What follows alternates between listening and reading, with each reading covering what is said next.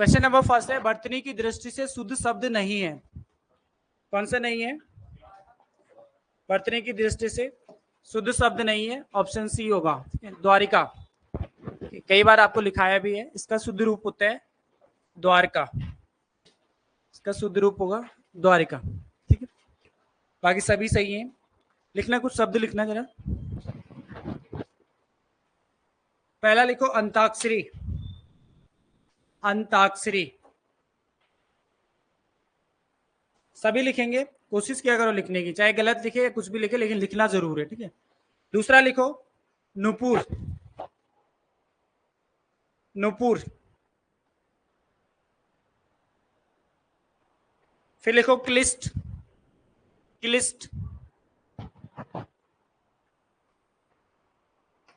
सुरपणखा। सुरपणखा। फिर लिखो सुश्रूषा। सुश्रूषा।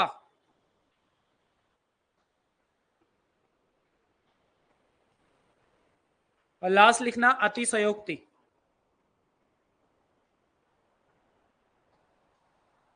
अतिशयोक्ति लिख लिए। पहला शब्द क्या था? अंताक्षरी। ठीक है, इस तरफ लिखा हूं।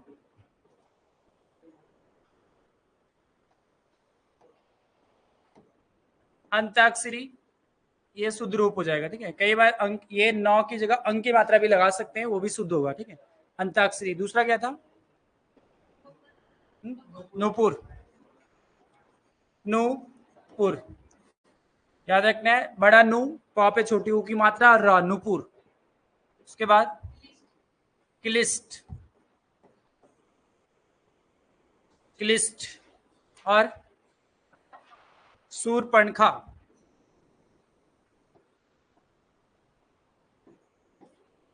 सूरपणखा। और क्या था? सुश्रूषा।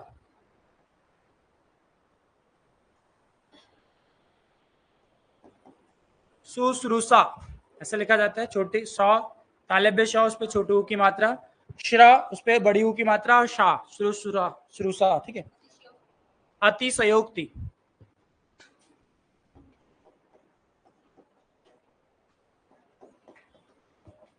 अतिशयोक्ति में ये याद रखना है, बस 100 यहाँ पे पूरा होता है, आधा नहीं होता है, बल्कि पूरा। अतिशयोक्ति, तो ये हो जाएंगे शुद्ध रूप।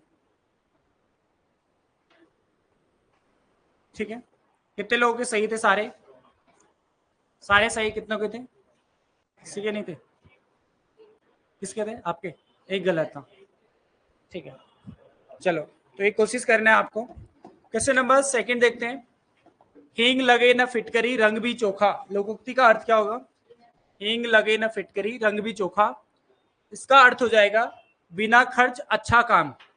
ऑप्शन ए इसका सही आंसर होगा, बिना खर्च अच्छा काम। ठीक है, लिखना कुछ मुहावरे या लोकोक्ति। यहाँ पे लोकोक्ति पूछा है, 3-4 लोकोक्ति लिखेंगे। लिखो उल्टे बांस बरेली को। उल्टे बांस बरेली को अर्थ क्या होगा? उल्टे बांस बरेली को। फिर लिखो ओछे की प्रीत। ओछे की प्रीत, बालू की भीत। ओछे की प्रीत, बालू की भीत। बालू की भीत, बालू मतलब रेत। ओछे की प्रीत, बालू की भीत। फिर लिखो आदमी पानी का बुलबुला है। आदमी पानी का बुलबुला है।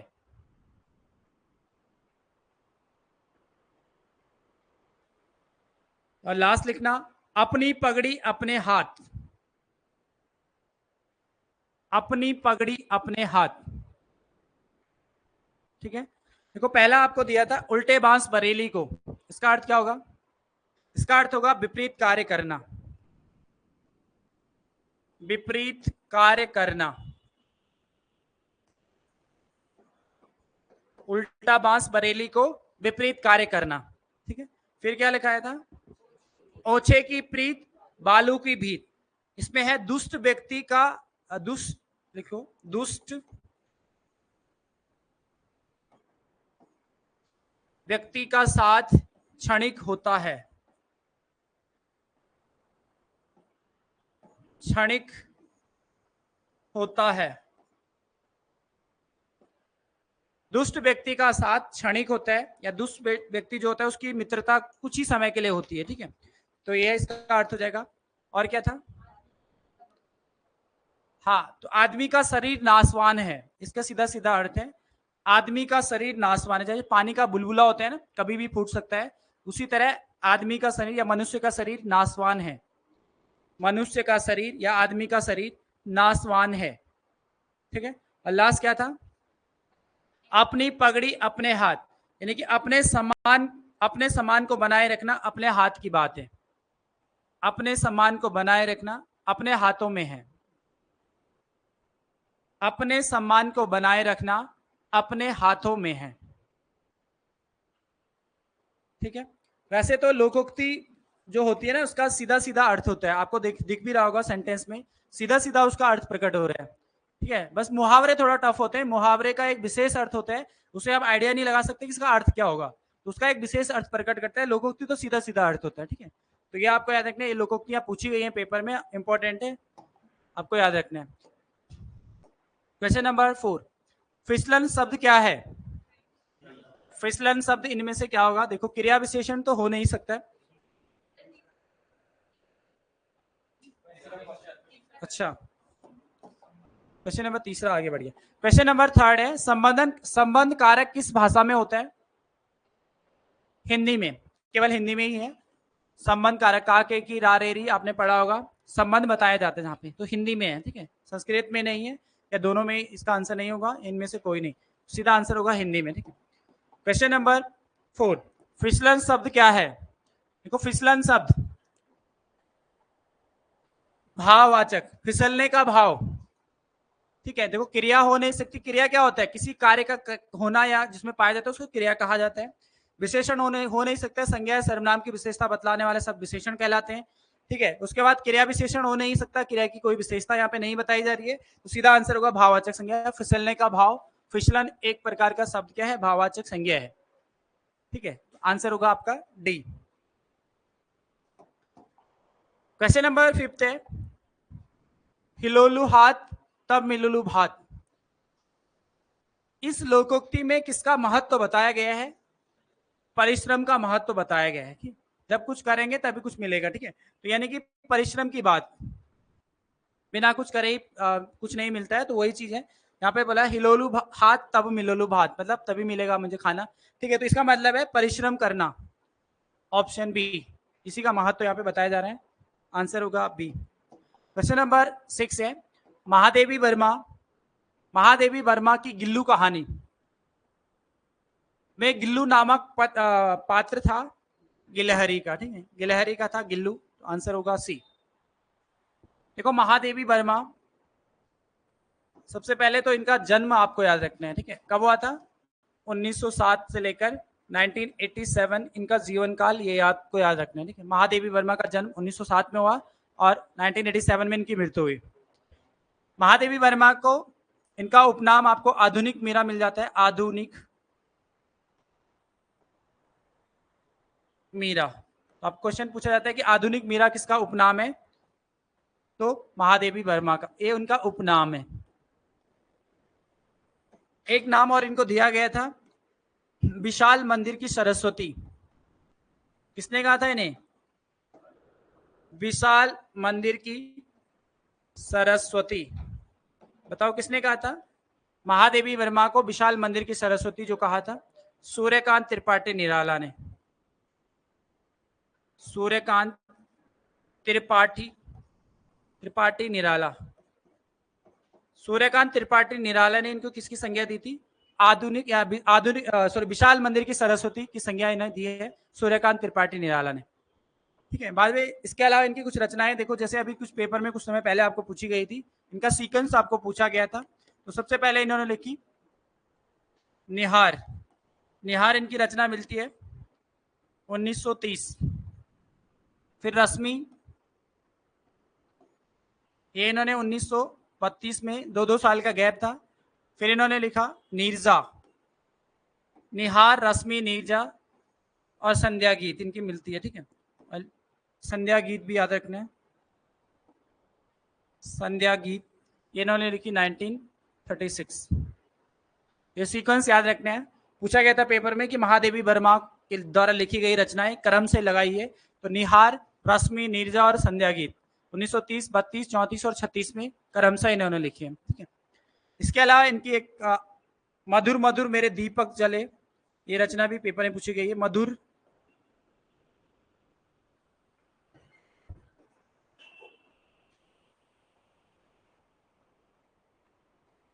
मधुर मधुर मेरे दीपक जले, ये भी इनकी रचना है, ठीक है। और दीपशिखा एक रचना इनकी पूछी जाती है कई बार पेपर में। दीपशिखा भी किसकी रचना है? दीपशिखा। अग्निरेखा, दीपशिखा, अग्निरेखा, ये महादेवी वर्मा की रचनाएं हो जाएंगी। इसके अलावा जो सबसे ज्यादा इंपॉर्टेंट कई बार पेपर में पूछा गया है कि महादेवी वर्मा को ज्ञानपीठ कब दिया गया था? महादेवी वर्मा को ज्ञानपीठ 1982 में दिया गया था, यामा रचना के लिए। इनकी रचना थी यामा, इसके लिए 1982 में इनको ज्ञानपीठ, ये आपको याद रखना है, ज्ञानपीठ, ठीक है। और भी अगर सम्मान लिखना है तो इनको पद्म भूषण भी दिया गया है। पद्म भूषण इनको दिया गया था 1956, 1956 में। और पद्म विभूषण लिख लो, ये भी पद्म विभूषण इनको दिया गया था 1988, मरने के बाद, मरणोपरांत इनको पद्म विभूषण दिया गया था, ठीक है, 1988 में। पद्म भूषण 1956, पद्म विभूषण 1988, ठीक है। ये महादेवी वर्मा के लिए कुछ रचनाएं हो जाएंगी। देखो, डेली आप एक लेखक को आपको डेली पढ़ना है, इसी तरह से हम पढ़ते रहेंगे तो याद भी हो जाएंगे, ज्यादा टफ भी नहीं है, ठीक है। धीरे धीरे करके सारे याद हो जाएंगे। बस आपको ये नहीं कि आपको लिखाया जा रहा है जितना, अगर आप उसको याद नहीं कर रहे तो फायदा भी नहीं होगा। डेली आपको जितना लिखाया जाता है वो तो आपको उसी दिन याद करना है, कुछ भी हो उसको डेली आपको याद करना ही करना है, ठीक है, तभी जाके आपका फायदा होगा। तो ये आपको याद रखना है, ठीक है, नोट कर लिए सभी, ठीक है। नेक्स्ट क्वेश्चन नंबर 7, संविधान के अनुसार अनुच्छेद 351 में किस विषय का वर्णन है? आंसर होगा हिंदी भाषा के विकास के निर्देश। हिंदी भाषा के विकास के निर्देश यहाँ पर दिए गए हैं। आपने पढ़ा होगा आर्टिकल 343 से लेकर और 351 तक, इसमें हिंदी भाषा के बारे में लिखा गया है। इनमें कुछ ना कुछ आर्टिकल 340 से लेकर 351 हिंदी भाषा के बारे में है, ठीक है। तो सबसे पहले हम 343 पढ़ते हैं। 343 में क्या कहा गया है कि संविधान, राजभाषा हिंदी और लिपि देवनागरी होगी, ठीक है, कि भारत की राजभाषा हिंदी और लिपि देवनागरी होगी, एक इसमें कहा गया है 43 में। फटाफट फटाफट लिखते भी रहना जिसको लिखना है, ठीक है। तो 43 में है कि भारत की राजभाषा हिंदी होगी, उसकी लिपि देवनागरी होगी, ठीक है। उसके बाद 344 है, इंपॉर्टेंट पढ़ लेते हैं बाकी। 344 में क्या है? राजभाषा आयोग आप पढ़ते हैं, ठीक है। राजभाषा आयोग आपको याद रखना है 344 में है, ठीक है। राजभाषा आयोग जिसका गठन किया गया था 7 जून 1955 को, बीजी खरे की अध्यक्षता में 7 जून 1955 को राजभाषा आयोग का गठन किया गया था। उसके बाद 346 इंपॉर्टेंट है। 346 में क्या है? पत्राचार की भाषा, ठीक है, दो राज्यों के बीच में या दो देशों के बीच में पत्राचार की भाषा हिंदी होगी। यहाँ पे आप याद रखेंगे पत्राचार की भाषा, पत्राचार की भाषा 346 में। यहाँ पर आप लिख सकते थे इसमें ऑप्शन सी में 346, ठीक है। उच्च न्यायालय की भाषा 348। उच्च न्यायालय या सर्वोच्च न्यायालय या सुप्रीम कोर्ट या हाई कोर्ट में हिंदी भाषा का प्रयोग के बारे में जो लिखा गया है वो 348 में लिखा गया है। तो 348 में आपको याद रखना है, ठीक है।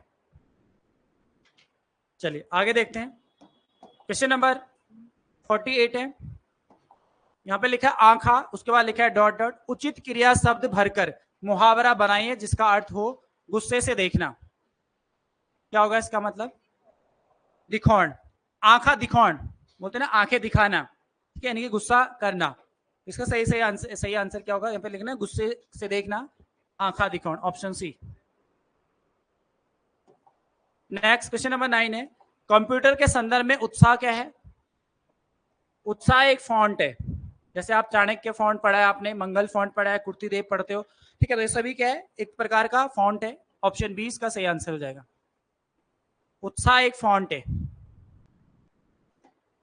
क्वेश्चन नंबर 10 है, पेड़ा पड़ी फूट गांव पड़ी लूट, इस लोकोक्ति का तात्पर्य क्या है? इसका तात्पर्य होगा घर के झगड़े से बाहरी व्यक्तियों को लाभ होता है, तो आंसर डी इसका सही आंसर हो जाएगा। घर के झगड़े से बाहरी व्यक्तियों को लाभ होता है, पेड़ा पड़ी फूट गांव पड़ी लूट, ठीक है। नेक्स्ट क्वेश्चन नंबर 11, शंकर और शंकर, देखो शंकर और शंकर शब्द युग्म का सही अर्थ, इसका सही आंसर होगा ए। देखो शंकर जो होता है शिव जी के लिए बोला जाता है, और शंकर शब्द आपने पढ़े होंगे, दो भिन्न भिन्न शब्दों से, दो भिन्न भिन्न जाति के शब्दों से बने हुए शब्द, मिश्रित शब्द, उनको क्या कहता है, शंकर शब्द कहा जाता है। या दो भाषाओं से मिलके बने हुए शब्द शंकर शब्द कहलाते हैं। इसका आंसर सही होगा ए। नेक्स्ट देखते हैं क्वेश्चन नंबर 12 है, शाखा मृग शब्द का पर्यायवाची है वानर, ठीक है, वानर को बोला जाता है, ठीक है। इसके अलावा आपने मरकट ध्यान रखने हैं, मरकट इसको बोला जाता है, कपी, चमरी इसको भी याद रखेंगे, चमरी भी किसका है, बंदर का। मरकट, कपी, वानर, चमरी बंदर का हो जाएगा, ठीक है। हिरन का आपको याद रखना है सारंग, मृग, और एक और याद रखना है, भूल गया मैं, इसको बोला जाता है कृष्ण सार, कृष्ण सार, हाँ कृष्ण सार भी याद रखें, किसका है, हिरन का, ठीक है, कृष्ण सार। तोता में आप याद रखेंगे सुआ, आपने पढ़ा होगा, सुग्गा पढ़ा होगा, ठीक है, सुग्गा। रक्ततुंड, रक्ततुंड, तुंड मतलब होता है चोच, और रक्त मतलब लाल, लाल चोच किसकी होती है, सुआ। एक रक्त लोचन होता है, ठीक है, रक्त लोचन इसका होता है पर्यायवाची, हाँ लोचन मतलब होता है आंख, और रक्त का लाल आंख कबूतर, रक्त लोचन आएगा कबूतर, रक्त तुंड आएगा तो आपका याद रखना है किसका, तोता का होता है, ठीक है। भौरा का अगर हम देखेंगे तो यहाँ पे एक अली आपको ध्यान रखना है, अली, देखो अली दो होता है, इस अली का मतलब होता है भौरा, और एक अली आपको देखने को मिलता है अली, इसका मतलब होता है सखी या सहेली, अली, ठीक है। और इस अली का मतलब छोटी ली पे छोटी की मात्रा होगी तो उसका मतलब होता है भौरा।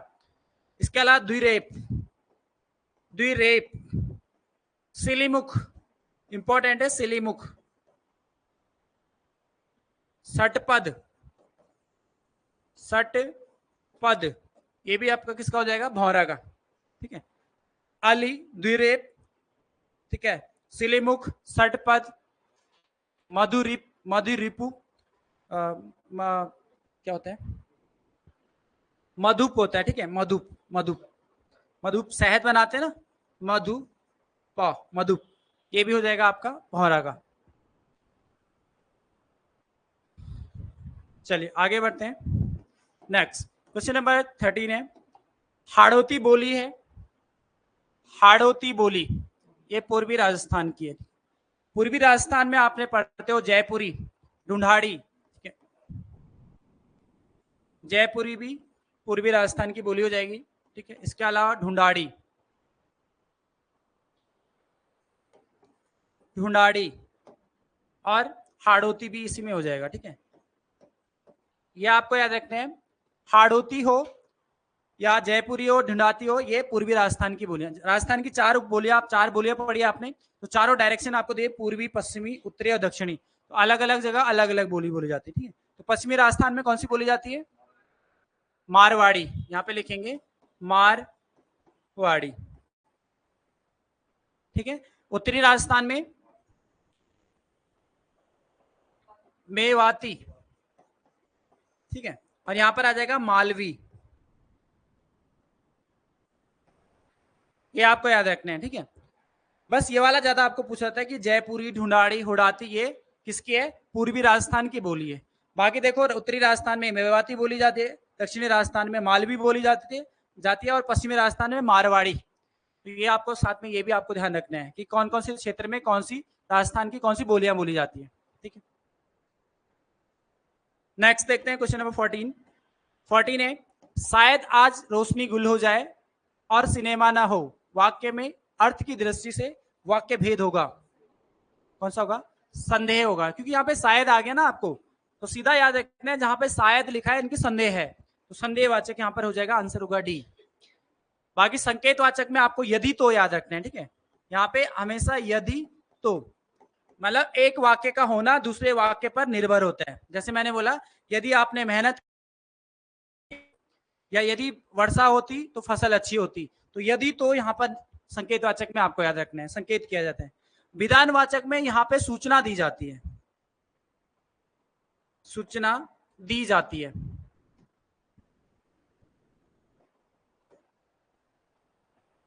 ठीक है, सिंपल याद रखना है। जैसे मैंने बोला मोहन स्कूल जाता है या मोहन स्कूल जा रहा है, एक सूचना दी जा रही है, ये सूरज पूरब से उगता है। इसके अलावा यूनिवर्सल ट्रूथ जितने भी होंगे, जैसे सूर्य पूरब से उगता है, ये क्या यूनिवर्सल ट्रूथ है। ठीक है, राजा दशरथ का पुत्र राम, ये भी क्या यूनिवर्सल ट्रूथ है। यहाँ पर भी ये क्या होगा, विधानवाचक के अंतर्गत आएंगे। ठीक है, इच्छावाचक में आपको याद रखना है, इच्छाएं जताई जाती है, जहाँ पे आशीर्वाद शुभकामनाएं वगैरह दी जाती है, वो सब किस में आएंगे, इच्छा बोधक के अंतर्गत आएंगे। ठीक है, देखो हिंदी जितना आपको हिंदी टफ नहीं है, बहुत आसानी से आप हिंदी को कर सकते हैं। अगर आप समझ के कर रहे हो हिंदी को तो बहुत आसान है हिंदी। और हिंदी एक सब्जेक्ट ऐसा होता है जहाँ पे स्कोरिंग सब्जेक्ट आप ला सकते हो, 18-19 नंबर आप यहाँ पे ला सकते हो। अगर आप थोड़ा भी चीजों को समझ के करते हो तो आसानी से पेपर में कर सकते हो हिंदी, ज्यादा टफ कुछ नहीं है। ठीक है, हिंदुस्तानी या हिंदुस्तान किस भाषा का शब्द है, फारसी भाषा का शब्द है, यहाँ पर आंसर होगा सी। ठीक है, नेक्स्ट क्वेश्चन नंबर 16 है, निम्नलिखित में से किसमें अयादी संधि है, इसमें ए में होगा। ठीक है, अयादी संधि ए, इसका नौ धन इक मतलब नाविक हो जाएगा। ठीक है, नाविक, तो यहाँ पर कौन सी संधि है, कौन सी संधि का रूल है, तो अयादी संधि का। ठीक है, अब देखो अपज में इसका संधि क्या होगा, बताओ क्या संधि बनेगी इसकी, अब्ज आपने पढ़ा है, इसका प का जौ में कन्वर्ट हो जाएगा। देखो ये क्या है, ये कौन सी संधि है, व्यंजन। आपको हमेशा याद रखना है जब भी आपके पास कोई संधि दे हो और वहां पे आधा व्यंजन हो, यानी कि स्वर रहित व्यंजन अगर आपको कहीं मिल जाए, वहां पे हलंत लगाओ तो वहां पे हमेशा व्यंजन संधि होती है। और आपने पढ़ा है प का पहले वर्ण का तीसरे वर्ण में परिवर्तित हो जाए, प का ब में परिवर्तित हो जाए, अब्ज बन जाएगा इसका। ठीक है, तो इसका क्या होगा, अब्ज। तथा धन ऐब में कौन सी संधि है, तथैब, इसका तथैब बन जाएगा, तो कौन सी संधि है, वृद्धि, वृद्धि संधि है, क्योंकि मात्राओं की यहाँ पे क्या हो रही है, वृद्धि हो रही है।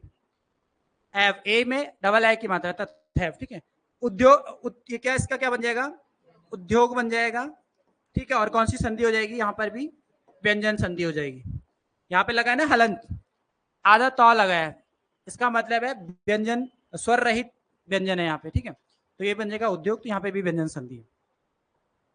नेक्स्ट देखते हैं क्वेश्चन नंबर 17 है, पारंपरिक रूप से संपादकीय लेख में क्या समाहित होता है, इसमें सभी चीजें होती हैं। ठीक है, ऑप्शन डी इसका सही आंसर होगा, समस्या का हल होगा, समस्या का विश्लेषण होगा, समस्या पर टिप्पणी होगी, तो आंसर होगा डी। नेक्स्ट देखते हैं क्वेश्चन नंबर 18 है, यहाँ पे लिखा है बांझ नहीं सकी, मुरास नहीं सकी, स्यारा पर मारी धपाक, लोकोक्ति का आशय है। देखो यहाँ पे देखो, बांझ जो होता है ना, बांझ की लकड़ी बहुत भारी होती है। ठीक है, उसका वेट नहीं उठा पाया, बुरांस का भी थोड़ा भारी बहुत ज्यादा नहीं होता है, पर उससे थोड़ा कम होता है। ठीक है, और स्यारा, इसका मतलब सीधा सीधा है कि बलवान से न जीतने पर निर्बल पर प्रहार करना, ऑप्शन बी। ठीक है, इसका आंसर क्या है, बलवान से न जीत कर निर्बल पर प्रहार करना, ऑप्शन इसका सही आंसर होगा बी वाला।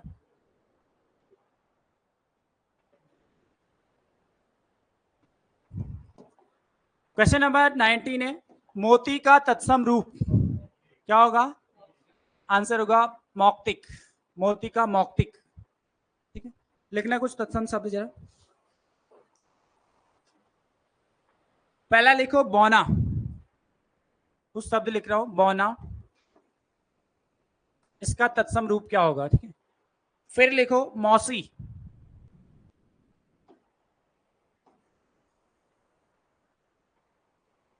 फिर लिखो कटहल, कटहल लिखना, पूंजी,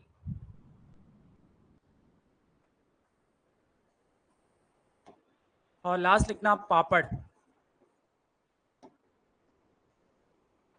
इनका तत्सम रूप। बौना का बताओ क्या होता है? बौना का वामन, बौना का होता है वामन, ठीक है। मौसी का मात्र श्वास, मात्र श्वास, मौसी का, ठीक है। कटहल का कंठफल, देखो कटहल आप देखा होगा आपने, कटहल, कटहल के बाद कांटे कांटे से लगे होते, निकले होते हैं, ठीक है। तो उससे क्या देखें, कंठफल, कांटे की तरह नहीं होते उसमें जो ऐसे ऊपर निकले होते हैं, तो उसको कंठफल याद रखना, ठीक है। कंठ मतलब कांटे। पूंजी का, इसका पुंज, ये वाला यहाँ होता इसमें लगा होता है पुंज, पूंजी को पुंज बोला जाता है, ठीक है। पापड़ को पर,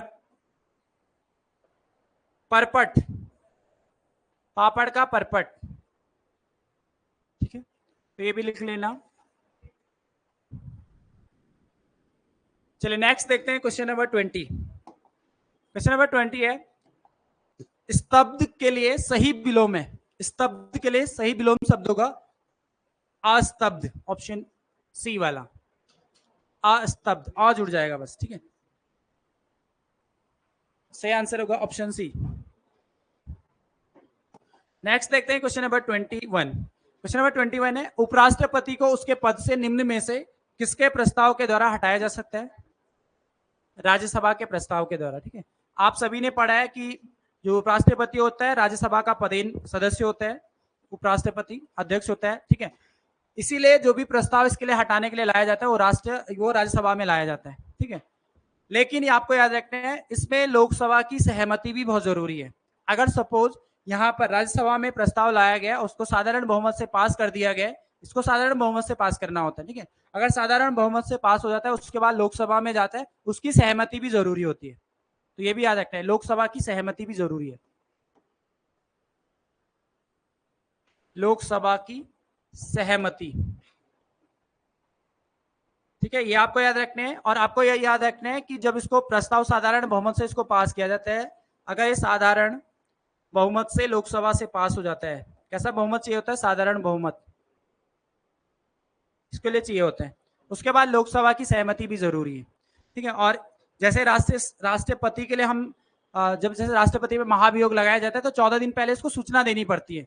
उसी तरह से उपराष्ट्रपति को भी अगर आपको उसके उसके लिए हटाना है उसको, तो उसको 14 दिन पूर्व आपको सूचना देनी पड़ेगी, ठीक है। तो वो भी यहाँ पर भी आपको याद रखते हैं।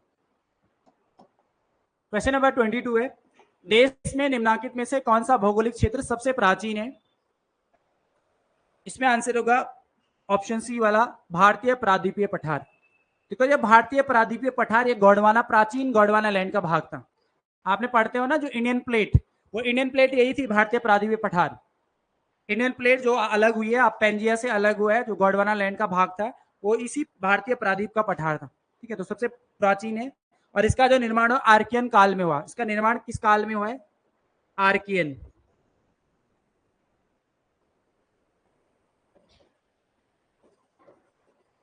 देख लो इसको थोड़ा सा, क्योंकि ये इंपॉर्टेंट है और यहाँ से बहुत सारे क्वेश्चन बनते हैं। अगर मैं मैप के थ्रू इसमें देखूं, ऐसे आइडिया दे रहा हूं, ठीक है। प्रादीपीय जो पठार है भारत का, वो इस तरह से आपका बना हुआ है, ठीक है। लगभग ऐसा है प्रादीपीय पठार, ठीक है। सबसे पहले आपको ये पता होना चाहिए कि प्रादीप किसे कहते हैं। प्रादीप किसे बोलते हैं? प्रादीप, तीनों ओर से जल से घिरा हुआ भाग प्रादीप कहलाता है। तो ये प्रादीपीय जो पठार है तीनों ओर से जल से घिरा हुआ है। अगर मैं यहां से देखूं आपको, तो इधर आप अरब सागर आपको देखने को मिलता है, अरब सागर। अगर इधर देखेंगे तो इधर आपका बंगाल की खाड़ी आप देखते हो, बंगाल की खाड़ी, इधर पूरा जल भरा हुआ है। और यहाँ नीचे अगर हम देखेंगे तो हिंद महासागर, हिंद महा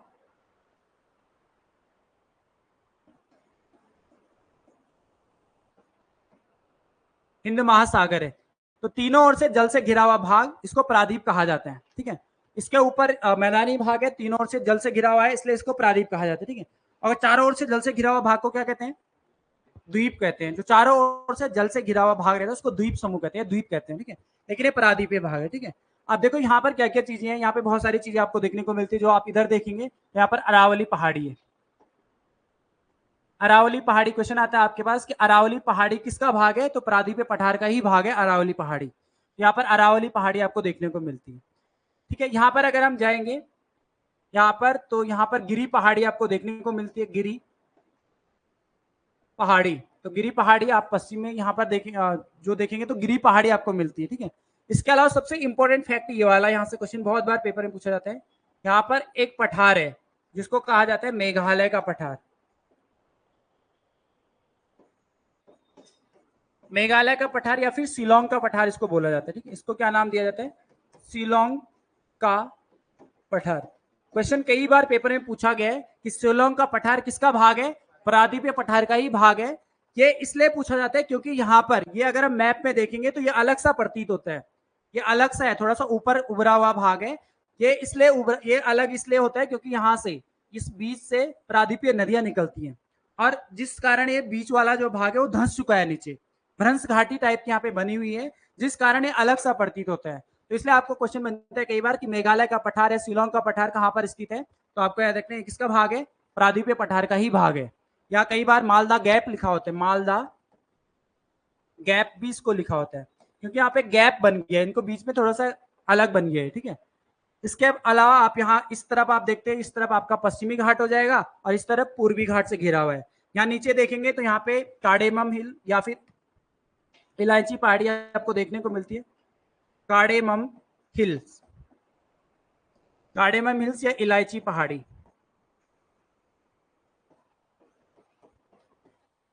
कार्डेमम हिल या इलायची पहाड़ी भी किसका भाग है? इसी का भाग है। बाकी देखो जो धारवाड़ की चट्टान है, आर्कियन चट्टान है, या फिर जो नदियां यहाँ से निकलती, जितनी भी प्रादीपीय नदियां हैं, गोदावरी, नर्मदा, ताप्ती, कावेरी, ये सब कहाँ किसका भाग है? कहीं यहीं से निकलती है, इस प्रादीपीय पठार का ही भाग है। क्वेश्चन ये भी आपको पूछा जाता है कई बार, ठीक है। और अगर इसके आकार आपको पूछा जाए तो कैसा आकार है इसका, कैसे दिख रहा है आपको? त्रिभुजाकार, उल्टा त्रिभुजाकार, ठीक है। तो इसका आकार आपको पूछा गया है पेपर में, त्रिभुजाकार है। आपको पूछा गया था कि ये वाला कि प्रादीपीय पठार का भाग किस आकार कैसा है इसका? तो त्रिभुजाकार। इसकी ऊंचाई अगर आपको पूछी जाए कभी पेपर में, इसकी औसत ऊंचाई 600 से लेकर 900 मीटर है, हाइट 600 से लेकर 900 मीटर इसकी हाइट है, ठीक है। ये इंफॉर्मेशन इसके बारे में, क्योंकि यहाँ से बहुत सारे क्वेश्चन आपके बनते ही बनते हैं पेपर में, थोड़ा सा इसका आइडिया रखना है कि हाँ यार प्रादीपीय पठार कहाँ तक फैला हुआ है, कौन कौन सी चट्टानें, बस उससे आप आराम से कर सकते हैं कि कौन कौन सा इसमें भाग पड़ सकता है, ठीक है। चलिए नेक्स्ट देखते हैं, क्वेश्चन नंबर 23। निम्नलिखित में कौन एक मौलिक अधिकार नहीं है? आंसर होगा ऑप्शन बी वाला, देखो समानता का अधिकार, समान कार्य के लिए समान वेतन, ठीक है। आपने पढ़ा होगा कौन से आर्टिकल में? अनुच्छेद 39 में इसका वर्णन किया गया है। तो ये किसमें हो जाएगा? ये नीति निर्देशक तत्वों में लिखा हुआ है, नीति निर्देशक तत्व, डीपीएसपी में इसको पढ़ते हैं आप लोग, नीति निर्देशक तत्वों में इसको पढ़ते हैं, ठीक है। बाकी आपका देखो मौलिक अधिकार की अगर मैं बात करूं तो ये कहां से कहां तक है? अनुच्छेद 12 से लेकर 35 तक आप पढ़ते हैं, मौलिक अधिकारों के बारे में बताया गया है, 12 से लेकर 35। ऑप्शन ए है उत्पीड़न के विरुद्ध अधिकार, तो उत्पीड़न के विरुद्ध अधिकार आप अनुच्छेद 23 और 24 में पढ़ते हैं, बाल श्रम पढ़ते हैं, बलात् श्रम पढ़ते हैं 23 और 24 में। तो ये हो जाएगा उत्पीड़न के विरुद्ध अधिकार 23 और 24 में। कानून के समक्ष समानता का अधिकार कौन से आर्टिकल में? 14 में। कानून के समक्ष समानता का अधिकार बोलो, विधि के समक्ष समानता का अधिकार किसमें दिया गया? अनुच्छेद 14 में दिया गया, ठीक है। धर्म पालन की स्वतंत्रता का अधिकार या धार्मिक स्वतंत्रता का अधिकार आप पढ़ते हो 25 से लेकर 28 तक, ठीक है। लेकिन ये वाला धर्म पालन की स्वतंत्रता का जो अधिकार है अनुच्छेद 26 में है, इसके बारे में लिखा गया है अनुच्छेद 26 में। तो ये सब किसमें आ गए? मौलिक अधिकार के अंतर्गत आएंगे, लेकिन ये 39 में आ गया, तो ये नीति निर्देशक तत्व है आपका, ठीक है। नेक्स्ट देखते हैं क्वेश्चन नंबर 24। संसदीय स्वरूप के शासन का प्रमुख लाभ यह है कि क्या होगा इसका आंसर? इसका सही आंसर सी होगा। ठीक है, यहाँ पे लिखा है कार्यपालिका विधान मंडल के प्रति उत्तरदायी बनी रहती है। आपने पढ़ा, इसीलिए तो इसको उत्तरदायी सरकार कहा जाता है। जो संसदीय स्वरूप है उत्तरदायी सरकार उसको बोला जाता है, क्योंकि वो किसी दूसरे के प्रति उत्तरदायी होता है। जैसे सपोज लोकसभा है, लोकसभा में अगर कोई भी जैसे लोकसभा के सदस्य अगर उनका विश्वास प्रस्ताव नहीं है, अगर वो सपोज सरकार गिर रही है तो उनको विश्वास बनाए रखना होता है उसके, इसलिए तो उत्तरदायी सरकार इसको बोला जाता है। ठीक है, संसदीय शासन प्रणाली या फिर उत्तरदायी सरकार बोला जाता है, क्योंकि कार्यपालिका विधान मंडल के प्रति या विधायिका के प्रति उत्तरदायी होती है। इसका सही आंसर सी हो जाएगा। क्वेश्चन नंबर 25 है, सूची फर्स्ट को सूची सेकंड से सुमेलित कीजिए और नीचे दिए गए कोड की सहायता से सही उत्तर चुनें। ठीक है, तो देखो किर्गिज कहाँ पाई जाती है? किर्गिज पाई जाती है मध्य एशिया में। ठीक है, बुशमैन कालाहारी मरुस्थल या बोत्सवाना में आपने पढ़ा होगा, एन्नू जापान में, ठीक है, और बद्दू अरब प्रायद्वीप में पाए जाते हैं। ठीक है, इसका सही आंसर क्या होगा? पहले का थर्ड। ठीक है, सी इसका सही आंसर हो जाएगा। ठीक है, ये आपको याद रखना है। नेक्स्ट देखते हैं क्वेश्चन नंबर 26 है, भारतीय संविधान को अपनाया गया था, भारतीय संविधान को अपनाया गया था संविधान सभा के द्वारा। ठीक है, संविधान सभा के द्वारा प्रांत या इसमें यह पूछा जाता है कि संविधान सभा का गठन किस तरह से हुआ था? प्रांतीय संविधान प्रांतीय विधान विधायकों के या विधायिका द्वारा अप्रत्यक्ष रूप से, यहां पे लिखेंगे प्रांतीय विधानसभा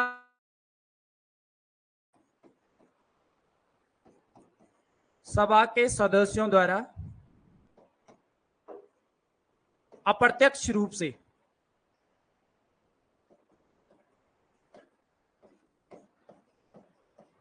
इसका गठन किया गया था। ठीक है, प्रांतीय विधानसभा के सदस्यों द्वारा अप्रत्यक्ष रूप से संविधान सभा का गठन किया गया था।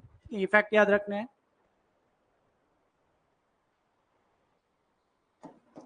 नेक्स्ट क्वेश्चन नंबर 27 है, निम्नलिखित में से कौन प्रवालों से निर्मित है? प्रवाल मतलब होता है कोरल रीफ। कोरल रीफ आपने पढ़ी, मूंगा की चट्टानें आपने पढ़ी होगी, उससे निर्मित है लक्षद्वीप, ऑप्शन बी। ठीक है, लक्षद्वीप बहुत सारे छोटे छोटे द्वीपों से मिलकर बना हुआ है। यहाँ पर कितने द्वीप समूह है?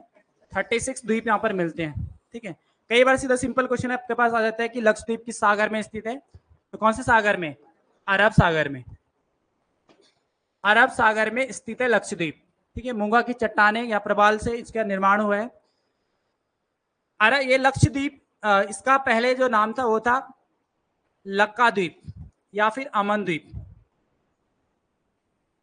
लक्काद्वीप या अमन द्वीप के नाम से इसको जाना जाता था, लेकिन इसका नाम लक्षद्वीप कब रखा गया? 1973 में इसका नाम लक्षद्वीप हो गया था। ठीक है, 1973 से पहले इसको लक्काद्वीप या अमन द्वीप के नाम से जाना जाता था और अब 1973 में इसका नाम लक्षद्वीप हो गया। ठीक है, इसकी राजधानी अगर मैं पूछूं तो आपको राजधानी क्या है? कवारती। कवारती या कावारती लिखा होता है, एक ही बात। कावारती इसकी राजधानी है। ठीक है, तो ये आपको याद रखना है लक्षद्वीप से।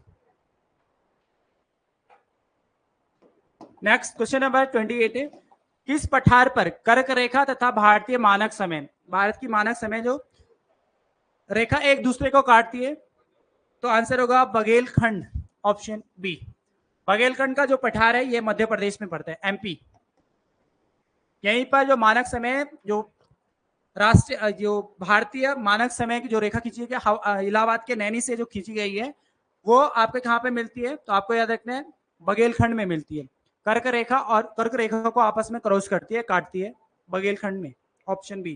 क्वेश्चन नंबर 29 है, सूची फर्स्ट को सूची सेकंड से सुमेलित करना है। देखो यहाँ पे संविधान संशोधन 368 में आपको बताया गया है, वित्त आयोग 280 आपने पढ़ा है, वित्तीय आपातकाल 360 आपने पढ़ा है, अखिल भारतीय सेवाएं 312 में। ठीक है, तो कौन सा आंसर होगा? बी वाला। ठीक है, ऑप्शन बी इसका सही आंसर हो जाएगा। क्वेश्चन नंबर 30 है, भारत के संविधान के अनुच्छेद 51 के उपबंध के अंतर्गत प्रयुक्त पालन एवं आदर शब्द किससे संबंधित है? संविधान से संबंधित है। ठीक है, आपने पढ़ा होगा संविधान में साफ साफ लिखा गया है 51 के क में कि सब प्रत्येक नागरिक का यह कर्तव्य होगा वो संविधान का पालन करेगा, वही आदर और पालन करना संविधान में लिखा गया है। ठीक है, तो आंसर होगा ए। क्वेश्चन नंबर 31 है, वर्ष 1902 में लॉर्ड कर्जन ने 2 भारतीय सदस्यों को सम्मिलित करते हुए विश्वविद्यालय आयोग गठित किया। वे कौन थे?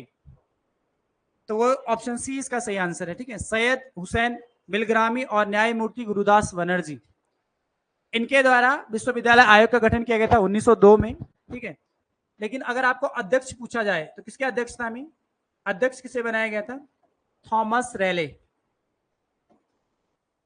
थॉमस रैले की अध्यक्षता में 1902 में विश्वविद्यालय आयोग का गठन किया गया था। ठीक है, किसके द्वारा? सैयद हुसैन बिलग्रामी और न्यायमूर्ति गुरुदास बनर्जी के द्वारा। ठीक है, ये आपको याद रखना है। देखो, कर्जन के समय कर्जन ने बहुत सारे आयोगों का गठन किया था इस समय, तो आपको याद रखना है। सबसे पहले तो कर्जन का कार्यकाल आपको याद रखना है। ठीक है, कर्जन 1899 से लेकर और 1905 तक वायसराय रहे हैं। ठीक है, कर्जन। तो इनके समय में सबसे पहले इन्होंने जो काम किया था वो क्या था? 1899 1900 में एक आयोग बनाया था जिसका नाम था अकाल आयोग।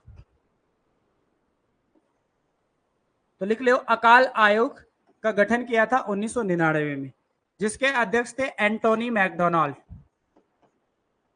अध्यक्ष लिखेंगे एंटोनी मैकडोनाल्ड। ठीक है, उसके बाद दूसरा जो आयोग इन्होंने बनाया था 1901 में, वो बनाया था सिंचाई आयोग। सिंचाई आयोग। और सिंचाई आयोग के अध्यक्ष कौन थे? सर मानक्रिक। सर मानक्रिक की अध्यक्षता में सिंचाई आयोग का गठन किया गया था 1901 में। उसके बाद इन्होंने एक आयोग बनाया था जिसका नाम था पुलिस आयोग। 1902 में इन्होंने कौन सा आयोग बनाया? पुलिस।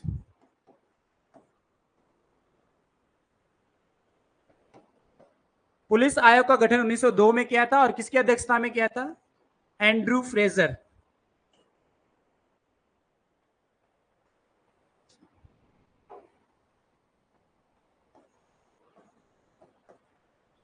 एंड्रू फ्रेजर की अध्यक्षता में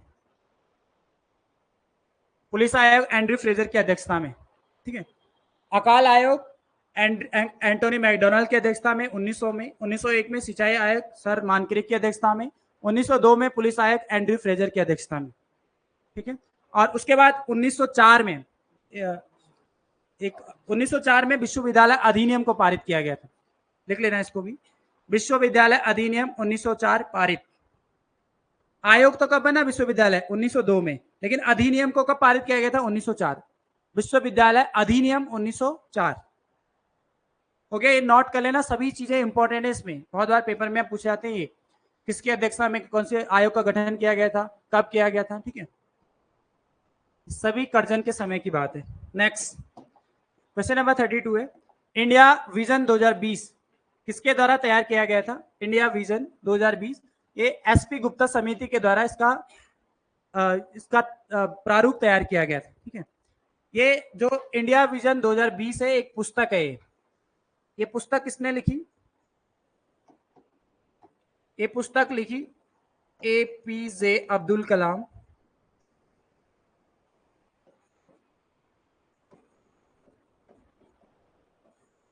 और डॉक्टर वीएस राजन और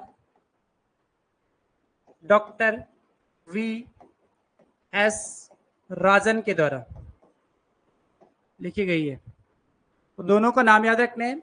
इंडिया विजन 2020 पुस्तक के लेखक कौन है? तो डॉक्टर एपीजे अब्दुल कलाम और डॉक्टर वीएस राजन।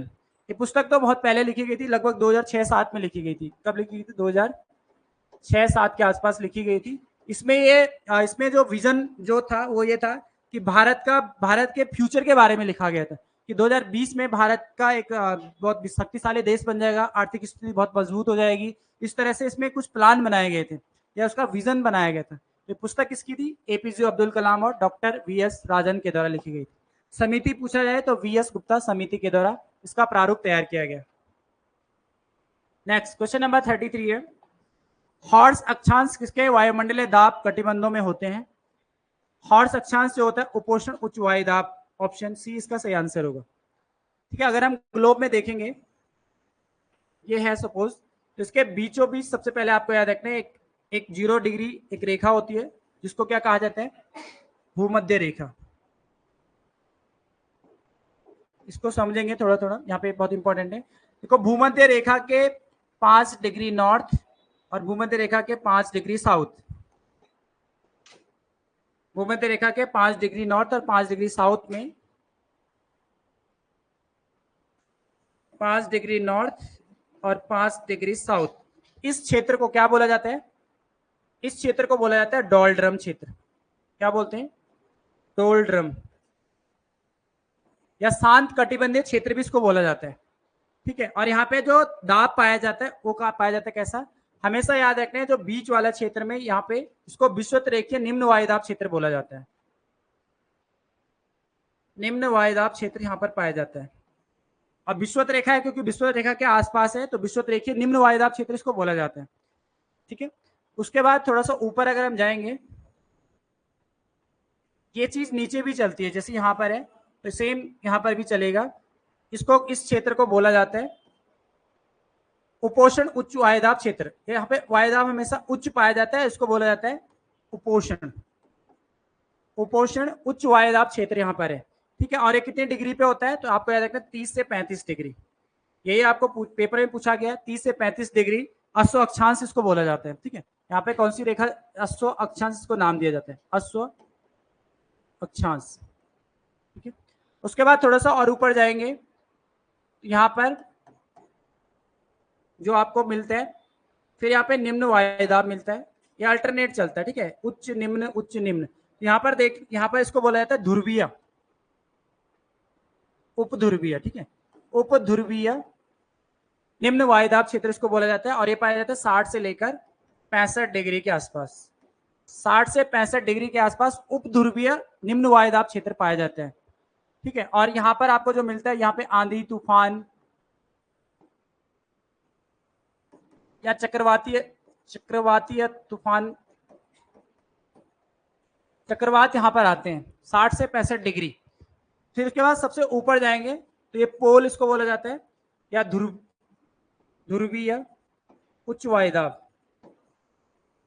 हमेशा ध्रुव हमेशा ठंडे होते हैं, इसलिए यहाँ पे हमेशा उच्च वायुदाब क्षेत्र पाया जाता है, क्योंकि यहाँ पे हमेशा बर्फ पड़ी रहती है, तो बर्फ पड़ी रहती है, ठंडी हवाएं हमेशा ठंडी ही रहती है, तो नीचे ही रहती है, ऊपर नहीं उठ पाती है, जिस कारण यहाँ पे ठंडा प्रदेश होता है। यहाँ पे वायुदाब हमेशा कैसा पाया जाता है? उच्च वायुदाब, और ये पाया जाता है 80 से 90 डिग्री, ये ध्रुव है 80 से 90 डिग्री के आसपास। तो आपको पूरा इसका पता रखना है कि यहाँ कहाँ पे कौन सा क्षेत्र है, कौन सा दाब, प्रेशर कैसा है। ये प्रेशर अगर आपको याद है तो ये आपका पवनों में भी काम करेगा। पवनें हमेशा high pressure to low pressure चलती है, आपने पढ़ा होगा। तो उच्च वायुदाब से निम्न वायुदाब, यहाँ पे उच्च वायुदाब है, फिर इधर की तरफ यहाँ से उच्च वायुदाब से निम्न वायुदाब की तरफ चलेंगी, फिर यहाँ पर उच्च वायुदाब से निम्न वायुदाब की तरफ हवाएं चलती है। ये हमेशा डायरेक्शन आपको याद रखना है, high pressure to low pressure चलती है। तो ये कॉन्सेप्ट क्लियर रखना है आपका। तो अश्व अक्षांश आपको पूछा गया था, 30 से 35 डिग्री उपोषण उच्च वायुदाब क्षेत्र में पड़ता है, ये वाला उपोषण उच्च वायुदाब क्षेत्र 30 से 35। ठीक है, और ये वाला जो ऊपर वाला जो पार्ट है ना, ध्रुवीय क्षेत्र, सबसे ठंडा, सबसे न्यूनतम टेम्परेचर यहाँ पे दर्ज किया जाता है, क्योंकि ध्रुवों में हमेशा ठंडा ही रहता है। नेक्स्ट क्वेश्चन नंबर 34 है, निम्नलिखित में से किस वंश के शासकों को पुराणों में श्री पर्वतीय कहा गया है? श्री पर्वतीय इसको कहा गया है, आंसर होगा इसमें इक्ष्वाकु वंश को। इक्ष्वाकु वंश जो दक्षिण भारत में एक वंश था, कृष्णा नदी के आसपास 3री और 4वीं शताब्दी में इसका उदय हुआ था। ठीक है, बस ज्यादा इसमें का नहीं पूछा था, बस याद रखना श्री पर्वतीय कहा गया है इक्ष्वाकु वंश को। क्वेश्चन नंबर 35 है, निम्नलिखित में से कौन सी एक संस्था विदेशी वाणिज्यिक उधारी को नियमित करता है? नहीं, आरबीआई करता है ना। ये बोल रहा है कि निम्नलिखित में से कौन सी संस्था विदेशी वाणिज्यिक उधारी को नियमित करता है? तो आरबीआई तो करता है, आंसर होगा डी वाला, आरबीआई के द्वारा। अगर आपके पास क्वेश्चन आएगा शेयर बाजार को कौन नियंत्रित करता है? सेबी, तो यहाँ पे लिखो शेयर बाजार को नियंत्रित करता है, शेयर बाजार को नियंत्रित, शेयर बाजार को नियंत्रित कौन करता है? सेबी करता है। ठीक है, सेबी कब का है? सेबी का गठन कब किया गया था? 88 या 92? 88 में इसका गठन किया जाता है। ठीक है, और इसका एक्ट कब बना? 92 में। ठीक है, याद रखना सेबी का गठन 1988 में किया गया था, जबकि एक्ट बनाया गया था 1992 में। क्वेश्चन नंबर 36 है, प्रसिद्ध कवि अमीर खुसरो दरबार में रहे अलाउद्दीन खिलजी। देखो सबसे पहले जो संरक्षण दिया था अलाउद्दीन खिलजी ने ही अमीर खुसरो को संरक्षण दिया था, तो यहाँ पर अमीर खुसरो का सही आंसर होगा। लेकिन वैसे ये 7 शासकों का संरक्षण इसको प्राप्त हुआ था, तो याद रखना है 7 शासकों का संरक्षण प्राप्त हुआ।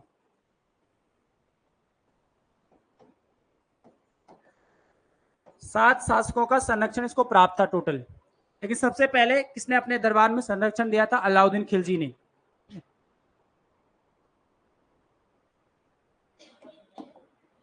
क्वेश्चन नंबर 37 है, अंकोरवाट मंदिर समूह किस देश में स्थित है? कंपूचिया। ठीक है, इस कंपूचिया को कंबोडिया भी लिखा होता है या फिर इंडोनेशिया भी लिखा होता है, एक ही बात है। ठीक है, तो कंपूचिया में स्थित है। तो याद रखना है विश्व का सबसे बड़ा हिंदी मंदिर जो कहीं विदेश में है तो वो कहाँ पे? कंपूचिया में, कंबोडिया में स्थित है या इंडोनेशिया में स्थित है। ठीक है, इसका निर्माण जो हुआ था सूर्यवर्मन के समय, सूर्यवर्मन के समय निर्माण, याद रखना है सूर्यवर्मन के समय इसका निर्माण किया गया था। अंकोरवाट मंदिर समूह का, जो कंपूचिया, कंबोडिया या फिर इंडोनेशिया इसको दिया होता है, वहां पर स्थित है।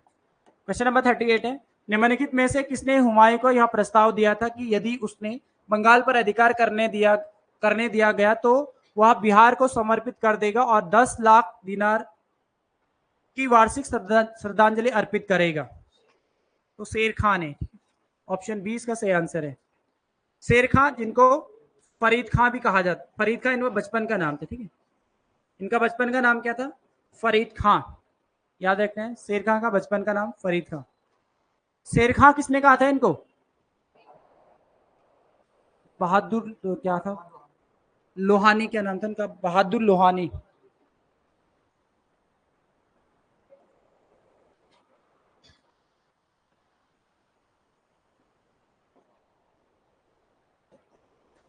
बहादुर लोहानी खान के नाम, खान के द्वारा इसको फरीद खान की उपाधि दी गई थी। ठीक है, इन्होंने एक ही तलवार के एक धार से शेर का वध कर दिया था, इसलिए इनको शेर खान की उपाधि दी थी। ठीक है, इनका बचपन का नाम फरीद खान आपको मिलता है।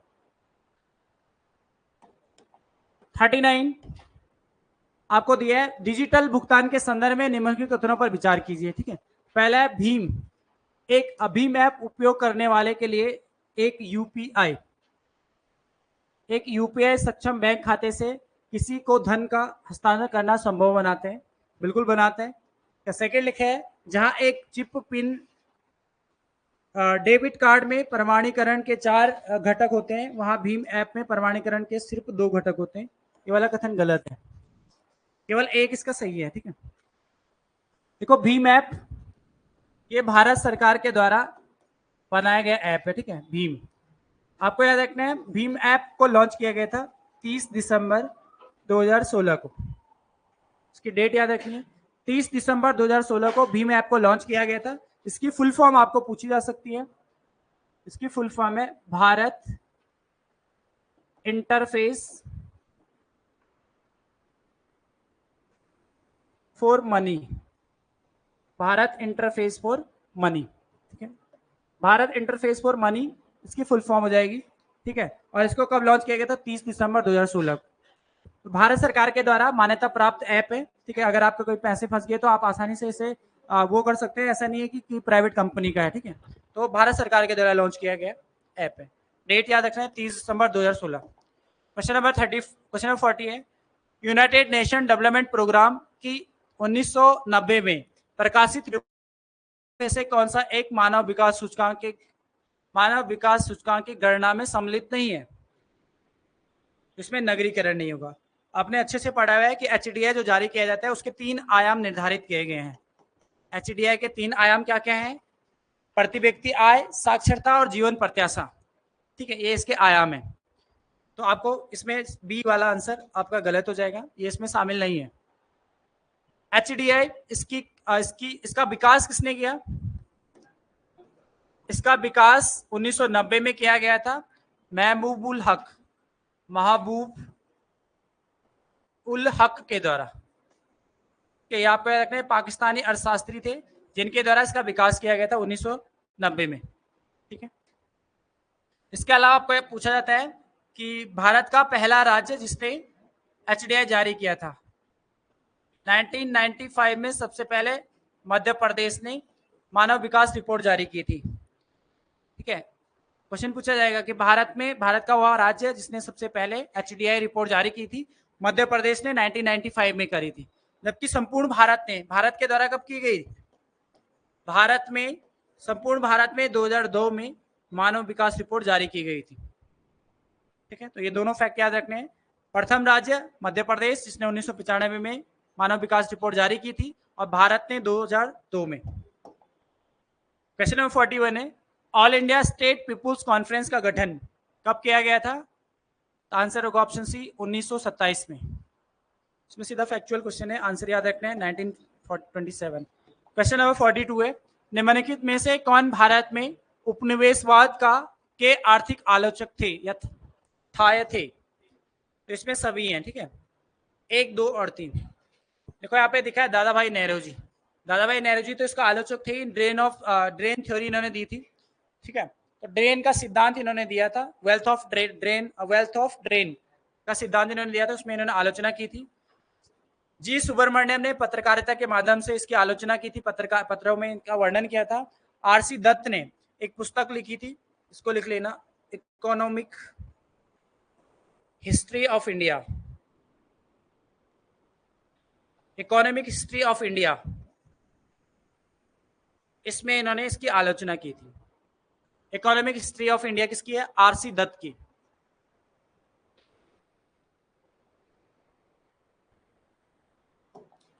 क्वेश्चन नंबर 43 है, वायुमंडल की कौन सी परत दूरसंचार प्रणाली के लिए प्रयोग होती है? दूरसंचार प्रणाली के लिए तो आंसर होगा आपका आयन मंडल। जितने भी दूरसंचार होते हैं या फिर जो आप सुनते हो रेडियो, टेलीविजन वगैरह, ये सभी यहीं से रिफ्लेक्ट होके पृथ्वी पर वापस आपके तरंगे आती हैं, इसलिए इसको आयन मंडल। ठीक है, क्षोभ मंडल, मौसम संबंधी सभी घटनाएं क्षोभ मंडल में होती हैं। ठीक है, तापमंडल कुछ नहीं, समताप मंडल, ओजोन परत। यहाँ पे आपका बहुत बार क्वेश्चन आता है, ओजोन लेयर कहाँ पाई जाती है? समताप मंडल में पाई जाती है ओजोन परत। ठीक है, जो पृथ्वी पर अल्ट्रावायलेट किरणों को आने से रोकती है, ओजोन परत। ठीक है, इसके अलावा समताप मंडल समान टेम्परेचर यहाँ पे रहता है, इसलिए वायु आने के लिए अनुकूल भी इसको माना जाता है। ठीक है, अच्छा ये बताओ, कृत्रिम उपग्रह कहाँ प्रक्षेपित किए जाते हैं? कृत्रिम उपग्रह प्रक्षेपित किए जाते हैं बहिर्मंडल या बाह्य मंडल, जिसको एक्सोस्फीयर बोला जाता है। ठीक है, बाह्य मंडल में, बहिर्मंडल में कृत्रिम उपग्रह प्रक्षेपित किए जाते हैं। न्यूनतम टेम्परेचर किस मंडल में होता है? न्यूनतम तापमान, सबसे ज्यादा तापमान जो, सबसे कम तापमान जो दर्ज किया जाता है वो किया जाता है मध्य मंडल में। मध्य मंडल में न्यूनतम टेम्परेचर आपको याद रखना है। नेक्स्ट क्वेश्चन नंबर 44 है, डेटा के मापन के लिए प्रयुक्त होने वाली सबसे छोटी इकाई निम्न है, कौन सी है? बिट। इसमें बिट है, सबसे छोटी इकाई बिट होती है। ठीक है, बिट से फिर बाइट बनता है। निबल तो होती है, लेकिन आपको पूछ रहा है कि डेटा के मापन के लिए प्रयुक्त होने वाली सबसे छोटी इकाई, तो उसमें आपका क्या है? बिट ही आता है, बिट से छोटी नहीं। निबल से ही बनता है, 4 निबल का 8 बिट का बनता है 1 निबल। ठीक है, ये भी याद रखना है, 8 बिट का बनता है 1 निबल। 4 बिट का 8 4 बिट का 1 निबल। हाँ, क्वेश्चन नंबर 45 है, ट्रोजन हॉर्स और वार्म को किसके लिए जाना जाता है? ये एक प्रकार के वायरस हैं, एक प्रकार के कहेंगे वायरस, तो क्या होगा? ए होगा आंसर। कंप्यूटर सिस्टम को हानि पहुंचाने में सक्षम।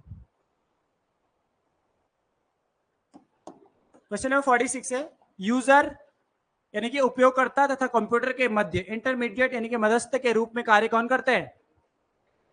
आंसर होगा operating system, OS. Operating system कार्य करता है। ठीक है, आंसर होगा बी। नेक्स्ट क्वेश्चन नंबर 47 है, हेनले पासपोर्ट इंडेक्स 2024 में भारत किस स्थान पर रहा है? 85वें स्थान पे, 85 रैंक है आपकी। ठीक है, अच्छा ये बताओ HDI में भारत की रैंक क्या है? HDI में 134। 2024 में HDI में भारत की रैंक है 134 सॉरी 134। ठीक है, ये आपको याद रखना है। विश्व खुशहाली रिपोर्ट में, विश्व खुशहाली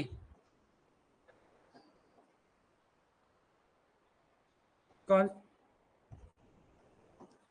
126 विश्व खुशहाली रिपोर्ट हैप्पीनेस में 126 हुई है। ठीक है, आपको लिखा रखे मैंने सारे इंडेक्सेस, वो भी एक बार रिवीजन करते रहेंगे आप। इंडेक्सेस भी आपको पूछे जाते हैं पेपर में। क्वेश्चन नंबर 28 है, भारत भारत बांग्ला बाउल संगीत महोत्सव का आयोजन कहाँ किया गया है? तो ये किया गया आपका ऑप्शन बी में, ढाका बांग्लादेश में। ऑप्शन बी इसका सही आंसर होगा। क्वेश्चन नंबर 49 है, हाल ही में किस देश ने फतह सेकंड रॉकेट प्रणाली का सफल परीक्षण किया है? फतह सेकंड यानी कि किसने था? पाकिस्तान ने किया है। ठीक है, आंसर होगा इसका डी।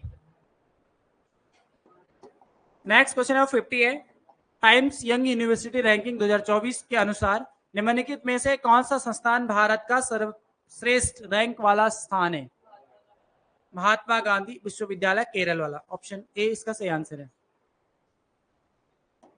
क्वेश्चन नंबर 51 पे आ जाओ, रीजनिंग। इसका आंसर क्या निकला? पीला होगा, क्योंकि लाल को क्या कहा जाता है? यहाँ पे लिखे ना, लाल को पीला कहा जाता है। तो आपको पता है, आपको पूछा मानव खून का रंग लाल होता है, तो लाल को पीला कहा जाता है, तो आंसर होगा आपका सी, पीला। ठीक है, क्वेश्चन नंबर 52 है, 4 दरी बुनने वाले 4 दिन में 4 दरी बुनते हैं, उसी दिन उसी गति से 8 दरी बुनने वाले 8 दिनों में कितनी दरिया बुनेंगे? 16। ठीक है, आपको एक फॉर्मूला यहाँ पे याद रखना है, M1 D1 upon W1 equal to M2 D2 upon W2। मतलब सेकंड वाला पर्सन वो हमें निकाल, देखो यहाँ पे बोल रहा है 4 व्यक्ति 4 दिन में 4 दरी बुनते हैं। ठीक है, तो कितने व्यक्ति? 8 व्यक्ति 8 दिन में कितनी दरियां बुनेंगे, ये हमें निकालना है W2। बस इसको काट दो, 4 से 4 कटा, 4 दूनी 8, 8 दूनी 16। तो इसका सही आंसर क्या होगा? 16। आंसर होगा डी वाला। फॉर्मूला याद रखना, ये वाला फॉर्मूला टाइम एंड वर्क में भी आपका काम आएगा। M1 D1 upon M1 D1 upon W1, यानी कि वर्कर आप हमेशा नीचे आते हैं, जो काम करने वाले वो नीचे आएंगे। ठीक है, और जो मैन 1 और डे 1 दे दिया, वर्क दे दिया, वो ऊपर आएंगे। ठीक है, ये फॉर्मूला याद रखेंगे तो आपका ये निकल जाएगा। क्वेश्चन नंबर 53, यहाँ पे वैसे ये हरिद्वार नहीं था, नैनीताल था। नैनीताल से देहरादून जाने के लिए 5 बसें उपलब्ध है, और इतनी ही बसें देहरादून से नैनीताल के लिए हैं। यदि एक आदमी बस से नैनीताल वापस नहीं जाना चाहता है, जिस बस से वो आया उससे वापस नहीं जाना चाहता है, ठीक है, चाहता है जिससे वह देहरादून गया है, तो नैनीताल और देहरादून के बीच में कितने तरीके से आने जाने या यात्रा की जा सकती है? 20 तरीके से। देखो 5 बसें उपलब्ध है, टोटल 5 बसें उपलब्ध है, और वो बोल रहा है एक बस से मैं नहीं जाना चाहता हूं, तो यानी कि एक कम से जाना चाहेगा, 5 को 20, तो इसका सही आंसर क्या होगा? 20, ऑप्शन बी। क्वेश्चन नंबर 54 है, 11 से 50 तक ऐसी कितनी संख्याएं हैं जो 5 से पूरी तरह से विभाजित हो जाती हैं, और उस संख्या के 2 अंकों का योग भी 5 है? केवल एक संख्या है, कौन सी? 50। देखो 50 क्या है? 5 से विभाजित होगी, और इसका योग क्या होगा? 5 ही होगा। अगर 5 + 0 ऐड करेंगे, 5 + 0 = 5 ही होगा। ठीक है, तो यही आपको क्वेश्चन दिया गया था, आंसर होगा ए, एक मतलब। ठीक है, बी। क्वेश्चन नंबर 55 है, उस विकल्प का चयन कीजिए जो 5वीं संख्या से उसी प्रकार संबंधित है जिस प्रकार दूसरी संख्या पहली संख्या से संबंधित है और चौथी संख्या तीसरी संख्या से संबंधित है। हाँ, देखो यहाँ पे देखो, आपको सबसे पहले आपको क्या करना होता है, जब भी आपको एक छोटी संख्या दे रखी है और उसके जस्ट बाद एक बहुत बड़ी संख्या दे रखी है, तो हमेशा आपको स्क्वायर या क्यूब रूट चेक करना होता है कि कहीं ये स्क्वायर और क्यूब रूट तो नहीं है। तो आपको यहाँ पे आपने चेक किया होगा, ये स्क्वायर रूट किसका है? 18 का स्क्वायर है, तो इसका मतलब इसने क्या किया? -1 किया और उसका स्क्वायर लिख दिया। इसी तरह से यहाँ पर भी हम एक माइनस करेंगे 24, तो इसका स्क्वायर क्या आएगा? 576 आएगा। ठीक है, इसके बाद यहाँ पे हम एक माइनस करेंगे तो 8, और 8 का स्क्वायर क्या हो जाएगा? 64, तो इसका आंसर होगा बी वाला 64। ये एक चीज बिल्कुल ध्यान रखना, आपको क्लियर रखना, जब भी आपके पास ऑप्शन आए, अगर आपको कम करना है तो आपने छोटी संख्या देखी, उसके बाद कोई बड़ी संख्या, इसका मतलब स्क्वायर है, क्यूब रूट, कुछ ना कुछ तो होगा ही होगा, तो वो चेक करनी है किसका क्यूब रूट है, आगे वाला किसका स्क्वायर आ रहा है, क्यूब रूट आ रहा है, उससे आपका आसान हो जाएगा निकालना। ठीक है, क्वेश्चन नंबर 56 है, दर्पण से देखने पर एक घड़ी में समय 8:30 पाया गया है, उसी सही समय क्या होगा, 3:30। आपको याद रखना है 11:60 में से अगर आप माइनस करेंगे 8:30 को, तो आपके पास आंसर आ जाएगा 3:30। ये याद रखना है हमेशा, जब भी आपको दर्पण प्रतिबिंब पूछा हो तो आप माइनस करेंगे 11:60 से, दर्पण प्रतिबिंब, ये आपको याद रखना है। ठीक है, और जल प्रतिबिंब के लिए क्या करते हैं, जल प्रतिबिंब के लिए आपको क्या करना है, किसमें से घटाना है, 18:30 में से घटाना है। जल प्रतिबिंब का ये आपको याद रखना है, और दर्पण प्रतिबिंब का 1160 याद रखना है। ठीक है, क्यों करते हैं, अब क्लास पढ़नी पड़ेगी आपको रीजनिंग की, तब बताएंगे। ठीक है, जब आपको शॉर्ट से निकलना है तो आपका क्यों में मत जाओ, आपको इससे निकल रहा है, बता दूंगा वो भी, ऐसा नहीं कि उसको नहीं बता, उसको टाइम लगेगा आपको समझने में, क्योंकि जल पर जल प्रतिबिंब और उसको समझना आपको पड़ेगा पहले। ठीक है, क्वेश्चन नंबर 57 है, किसी भाषा में मद्रास को NBESBT लिखा जाता है, कोड लिखा गया है, तो उसी भाषा में बॉम्बे को क्या लिखा जाएगा, इसका सही आंसर होगा सी। इसमें क्या हो रहा है, एक एक प्लस हो रहा है, एम के बाद एन, ठीक है, उसके बाद ए के बाद बी लिखा जाए, तो एक एक प्लस करेंगे तो आपका ये सही आंसर हो जाएगा सी वाला। क्वेश्चन नंबर 58 है, एक काल्पनिक भाषा में अंक लिखे 1 2 3 4 5 6 7 8 9 10 को ABCDEFGH ये सब लिखा जाता है, दिया है आपको एग्जाम्पल भी, यदि 10 को BA लिखा जाए तो इसका अर्थ क्या होगा। ठीक है, तो इसका सही आंसर होगा आपका बी आ रहा होगा। देखो कैसे आ रहा है, यहाँ पे डी लिखा है ना, डी कौन से, 1 2 3 4, तो डी का कोड क्या है 3, सी का कोड क्या है, ए का कोड तो आपको क्या लिखा है 0 लिखा है ना, तो यहां से आपको काउंट करना है।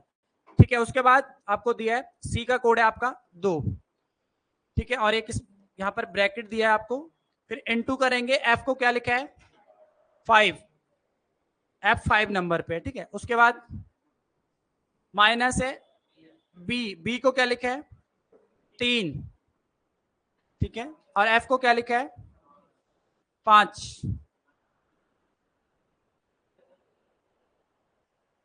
यहाँ पे ये गुणा हो गया, F5 हो गया, माइनस हो गया, बी कितने पे है, 1 पे, ठीक है, F कितने पे है 5 पे, ठीक है, ये हो गया, ये ब्रैकेट के अंदर है। ठीक है, फिर माइनस डी कितने पे, ABCD 3, ठीक है, उसके बाद गुणा है, डी कितने पे है 3 पे, बस इसमें ब्रैकेट क्लोज कर देंगे। इसको सॉल्व करना है तो इसमें बॉड मास आप लगेंगे। ठीक, देखो 32, अब यहाँ पे ब्रैकेट वाला पहला सॉल्व होगा, तो यहाँ पे पहले 32 इंटू 5 माइनस 15 माइनस 3 कितना होता है 12, अब 12 तिया 36, यहाँ पे हम सीधा 36 लिख सकते हैं 36, अब 32 इंटू 5 करेंगे तो ये हो जाएगा आपका 160, ठीक है, 160 माइनस 36 कितना आया 124। अब देखो 124 वो दोबारा से उसी कोड में लिखना है, 1 को क्या लिखा है बी, 1 को लिखा है बी, 2 को क्या लिखा है सी, और 4 को क्या लिखा है ABCDE, तो यहां पर ई हो जाएगा, तो इसका आंसर क्या आएगा BCE, BCE इसका कोड होगा। आपको साफ साफ क्लियर लिखा है ना, बी यानी कि 10 को उसने क्या लिखा है BA लिखा है, यानी कि 0 का कोड क्या है 1A है और बी का कोड क्या है 1 है, तो उसी सीक्वेंस में आपको लिखा, एग्जांपल भी आपको इसलिए यहां पर दिया गया था। ठीक है, क्वेश्चन नंबर 59 का आंसर होगा ए वाला। ठीक है, देखो आपको याद रखना है, जब भी आपको इस दिया हो तो आपको याद रखना है एक छोड़ के इसका अपोजिट होता है, ए का अपोजिट में डी होगा, सी के अपोजिट में ई होगा और बी के अपोजिट में एफ होगा। ठीक है, अब देखो अगर आपको कुछ नहीं पता तब भी आपको कर सकते थे इसको ऑप्शन से, आपने पहला वाला ऑप्शन तो हमें आंसर पता है इसलिए हमने इसको छोड़ दिया।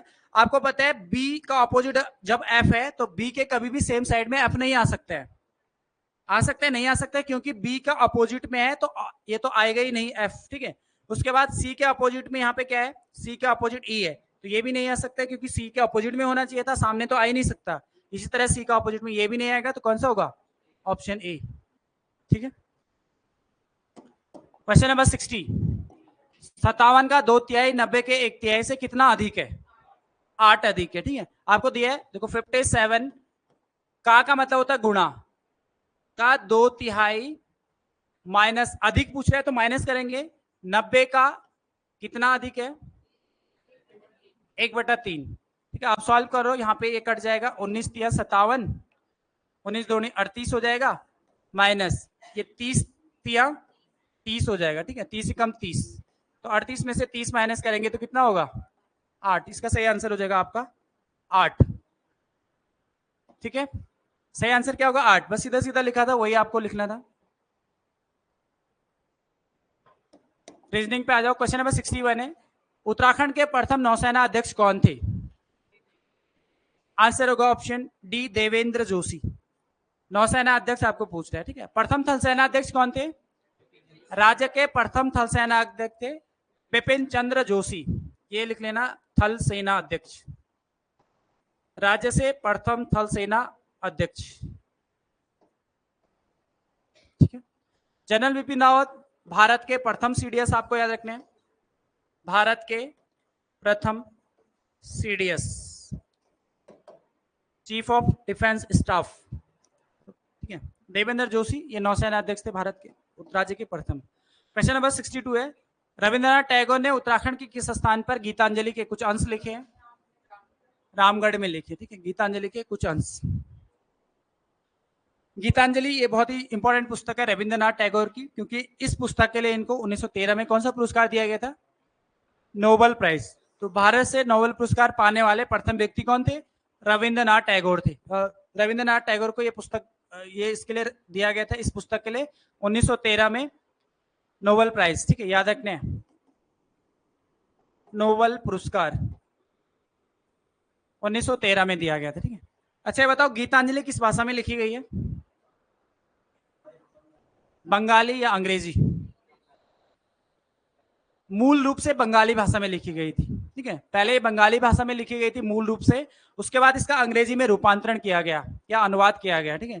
आपको क्वेश्चन बन सकता है कि गीतांजलि पुस्तक मूल रूप से किस भाषा में लिखी गई थी, क्योंकि इंपॉर्टेंट है, तो आपको याद रखना ये बंगाली भाषा में लिखी गई थी रविंद्रनाथ टैगोर के द्वारा, उसके बाद इसका अंग्रेजी में रूपांतरण किया गया था, ठीक है।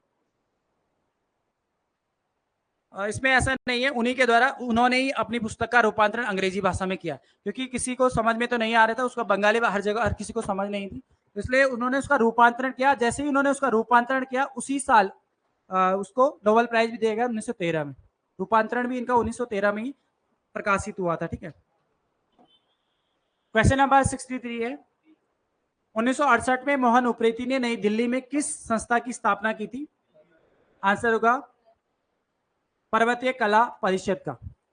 नई दिल्ली को ध्यान रखने, कहां पर करी, नई दिल्ली में, कब करी, 1968 में, किसने करी, मोहन उप्रेती ने, पर्वतीय कला, ठीक है। तो सारी चीजें याद रखने हैं।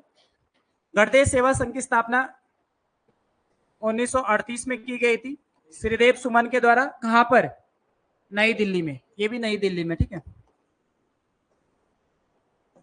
बाद में इसका नाम परिवर्तित किया जाता है, हिमालयन सेवा संघ इसको कर दिया जाता है 1939 में, ठीक है। पर्वतीय जन विकास समिति कब की है, 1950 की। अच्छा ये बताओ भारत खंडे नाट्य अकादमी राज्य में कहां कहां स्थित है, इसके परिसर कहां कहां पर है, इसके परिसर 3 जगह राज्य में खोले गए, देहरादून, अल्मोड़ा और पौड़ी, लिख लेना, भारत नाट्य अकादमी परिसर राज्य में 3 जगह है, देहरादून, अल्मोड़ा और पौड़ी में। क्वेश्चन नंबर 64 है, बिनाई क्या है, बिनाई एक प्रकार का लोक वाद्य यंत्र है, ठीक है, आंसर होगा आपका डी। क्वेश्चन नंबर 65 है, चक दे इंडिया फिल्म का संबंध उत्तराखंड के किस हॉकी खिलाड़ी से है, आंसर होगा मीर रंजन नेगी।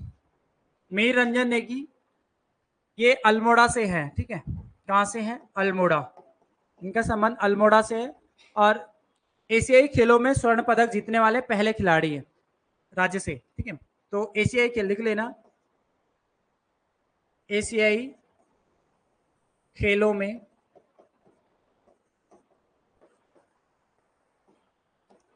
स्वर्ण पदक इन्होंने जीता था 1998 में, 1998 में। तो एशियाई खेलों में स्वर्ण पदक जीतने वाले राज्य से पहले खिलाड़ी कौन है? मीर रंजन नेगी है, जो अल्मोड़ा से संबंधित है, ठीक है। हॉकी प्लेयर है, ये तो आपको पूछा ही गया है। भूपाल सिंह नेगी, ये भी हॉकी प्लेयर है, ठीक है। ये भी कहां से? अल्मोड़ा से, इनसे भी याद रखना है। हरीश पाकुनी भी हॉकी प्लेयर है, और ये भी कहां से? अल्मोड़ा से, सभी अल्मोड़ा से हैं, ठीक है। ये भी आपको याद रखना है। बाकी महेश नेगी ये तो ऐसे ही दे रखा ऑप्शन, ठीक है। नेक्स्ट क्वेश्चन नंबर 66, पातालती फिल्म का संबंध किस जनजाति से है? भोटिया जनजाति। तो पातालती फिल्म का संबंध है भोटिया जनजाति से, ठीक। कमेंट आ रहा है इसमें कुछ?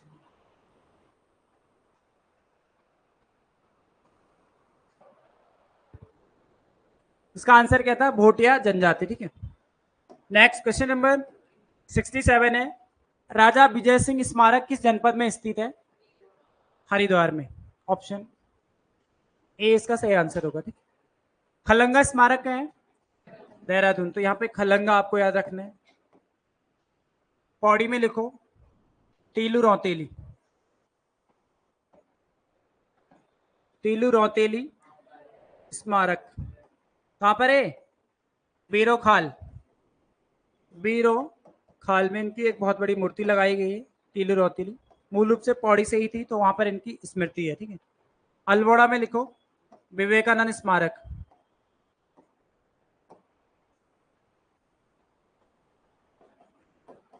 विवेकानंद स्मारक अल्मोड़ा में स्थित है, ठीक है। नेक्स्ट क्वेश्चन नंबर 68 है, सोनाली नदी के निकट पर बसा शहर रुड़की है, ठीक है।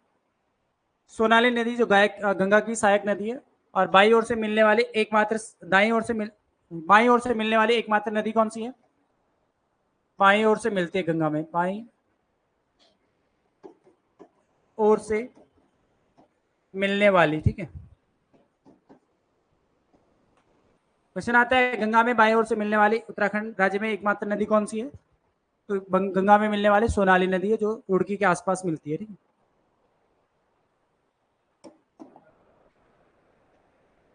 क्वेश्चन नंबर 69 है, किस केदार के पास अक्षकामिनी नदी बहती है? अक्षकामिनी नदी तुंगनाथ मंदिर, ठीक है। ऑप्शन इसका बी सही आंसर है, तुंगनाथ मंदिर के पास अक्षकामिनी नदी बहती है, ऑप्शन बी। क्वेश्चन नंबर 70 है, सुमित्रानंदन पंत की प्रथम कविता संग्रह क्या थी? उच्छ्वास, उच्छ्वास इन्होंने 1920 में लिखी थी। तो सुमित्रानंदन पंत का जन्म कब होता है? 1900 में। आप पढ़ते हो ना 20 मई 1900 का इसका जन्म हुआ था, और 1977 में इनकी मृत्यु हो गई थी, ठीक है। तो 20 साल में ही इन्होंने उच्छ्वास पुस्तक लिख ली थी अपनी, ठीक है। उच्छ्वास इनकी पहली कविता संग्रह थी। चिदम्बरा इनकी रचना है, जिसके लिए इन्हें 1968 में ज्ञानपीठ दिया गया था। ये आपको याद रखना है। इसके अलावा 1960 याद रखना है इनसे, साहित्य अकादमी पुरस्कार इनको दिया गया था कला और बूढ़ा चांद के लिए, ठीक है। इसके लिए कला और बूढ़ा चांद, कला और बूढ़ा चांद के लिए साहित्य अकादमी पुरस्कार। 1961 में कौन सा पुरस्कार? पद्म भूषण, 1961 पद्म भूषण याद रखेंगे, ठीक है।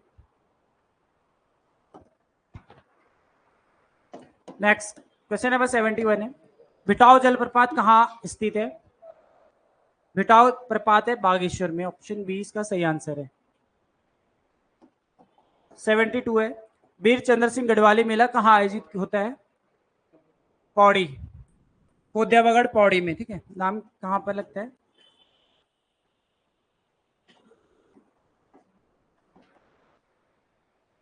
कोद्याबगढ़ पौड़ी। कब लगता है मेला यहाँ पर? 12 जून, 12 जून को लगता है, ठीक है। कोद्याबगढ़ पौड़ी में 12 जून को मेला लगता है। क्वेश्चन नंबर 73 है, हितोपदेश का गढ़वाली अनुवाद किसने किया? हितोपदेश, आंसर होगा गोविंद प्रसाद गिल्डियाल के द्वारा। ऑप्शन सी।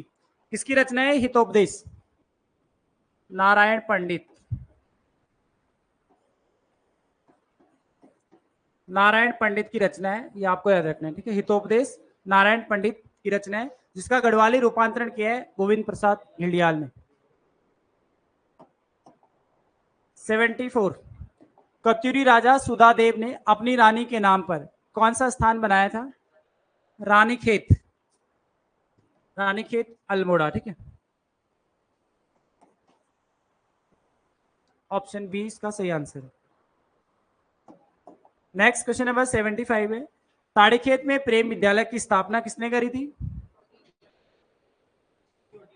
इसका आंसर है बी और डी। इसमें टाइपिंग में कुछ यहाँ पे गड़बड़ हो गया है, देखो दोनों के द्वारा की गई थी। इसका सही आंसर बी और डी होगा। ताड़ीखेत में प्रेम विद्यालय स्वतंत्रता आंदोलन के दौरान कब खोला था? स्वतंत्रता आंदोलन के दौरान।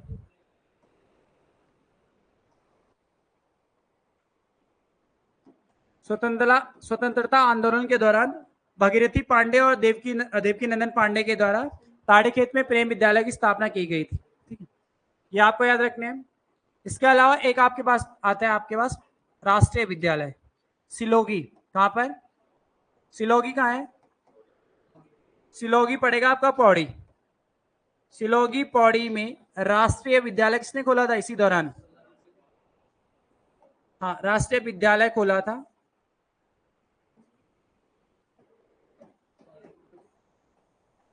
सदानंद कुकरेती।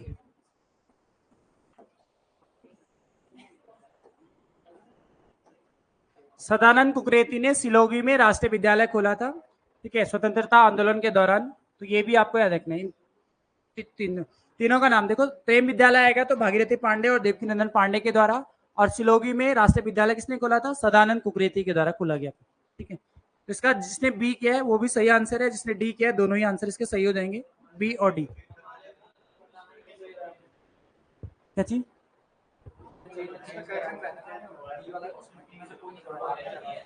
इनमें से कोई नहीं, अब मैंने करेक्शन बाद में करवाया था ना, लेकिन आपके पास पेपर में क्या है? पेपर में क्या है आपके पास? दोनों ऑप्शन है या एक ही ऑप्शन है? दोनों है ना, तो ए और, वही तो बोल रहा हूं, बी और डी आंसर होगा। समझ गए? अरे ऑप्शन तो हमने चेंज नहीं करा है, या तो बी आंसर होगा या फिर डी आंसर, दो ऑप्शन होंगे, दोनों ही आंसर सही है आपके, इसने दो किए, ठीक है। नेक्स्ट क्वेश्चन नंबर 76 है, कुमाऊं में आलमनगर की स्थापना किसने की थी? आलमनगर की स्थापना की थी बालो कल्याण चंद ने, और एक कब करी थी? 1563 में। आपको याद रखना है 1563 में बालो कल्याण चंद के द्वारा, ठीक है। खगमरा का किला किसने बनवाया था? भीष्म चंद ने, ठीक है। खगमरा किला आएगा तो भीष्म चंद के द्वारा अल्मोड़ा में बनाया गया था।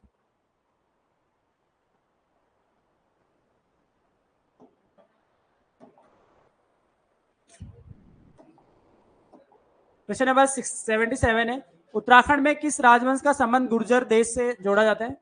गुर्जर देश, परमार वंश, ऑप्शन डी, गुर्जर देश परमार वंश, ठीक है।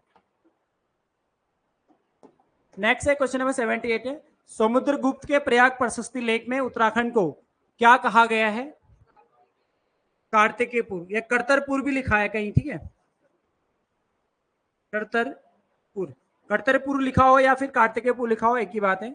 ये कहा गया, वैसे आपके बुक में ये शायद से हो सकता है टाइपिंग मिस्टेक हो, लेकिन उसने करतरपुर के नाम से इसका उल्लेख किया है। प्रयाग प्रशस्ति लेख में करतरपुर कहा गया है, ठीक है। क्वेश्चन नंबर 79 है, शासन काल में, वैसे ये क्वेश्चन इस तरह था, इसमें टाइपिंग थोड़ा सा, अपने शासन काल में 21वें तथा 22वें वर्ष में ताम्रपत्र जारी करने वाला कत्यूरी शासक कौन था? ललित सुरदेव था, ठीक है। इसका सही आंसर होगा ललित सुरदेव। कौन सा ताम्रपत्र मिलता है इसका? पांडुकेश्वर। भंडारा में भी इसका वो मिलता है, लेकिन पांडुकेश्वर ताम्रपत्र मुख्य रूप से इसी से संबंधित है, ललित सुरदेव से, ठीक है। पांडुकेश्वर चमोली से मिला है। क्वेश्चन नंबर 80 है, हिमालयन पर्यावरण अध्ययन एवं संरक्षण संगठन यानी कि हैस्को हैस्को की स्थापना कहां पर की गई है? हैस्को, इसकी स्थापना की गई है शुक्लापुर, देहरादून। इसकी स्थापना कब की गई थी?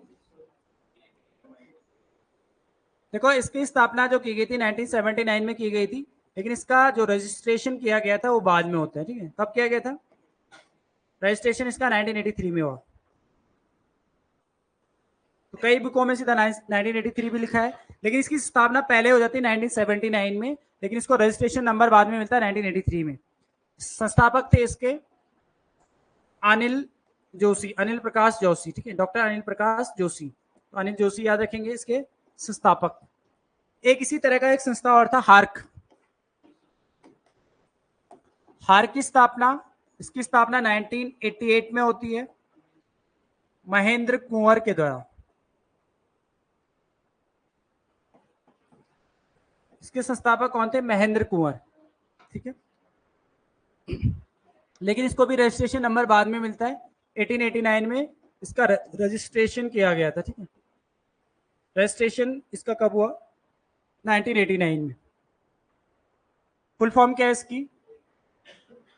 इसकी फुल फॉर्म हो जाएगी हिमालयन एक्शन रिसर्च सेंटर।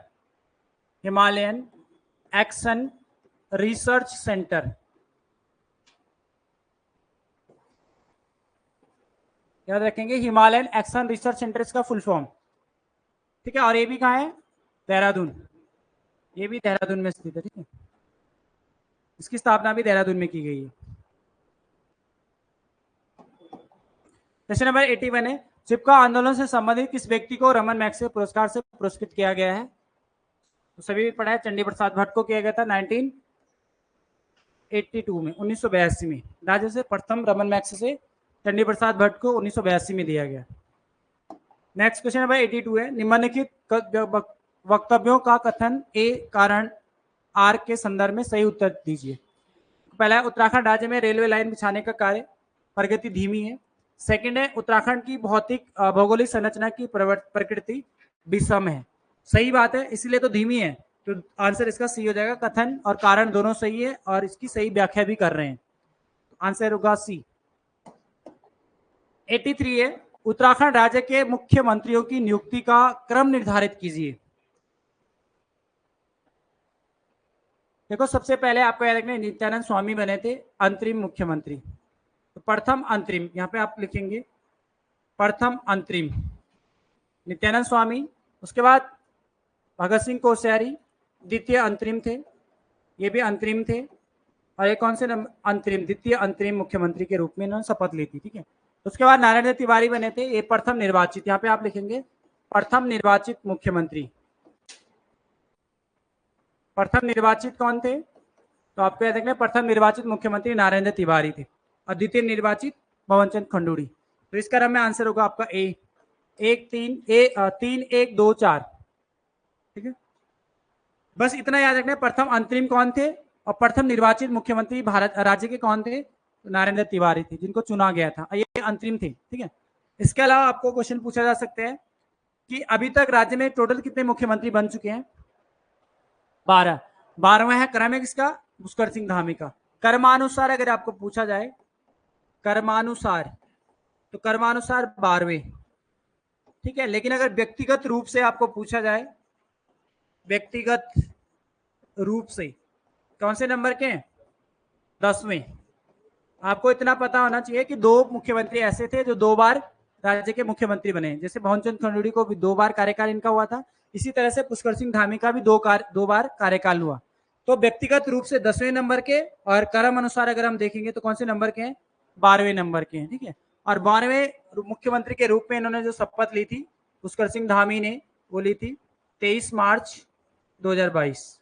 ये डेट आपको याद रखनी है। ठीक है, पुष्कर सिंह धामी ने 12वें मुख्यमंत्री के रूप में कब शपथ ग्रहण किया था? 23 मार्च 2022 को। ठीक है,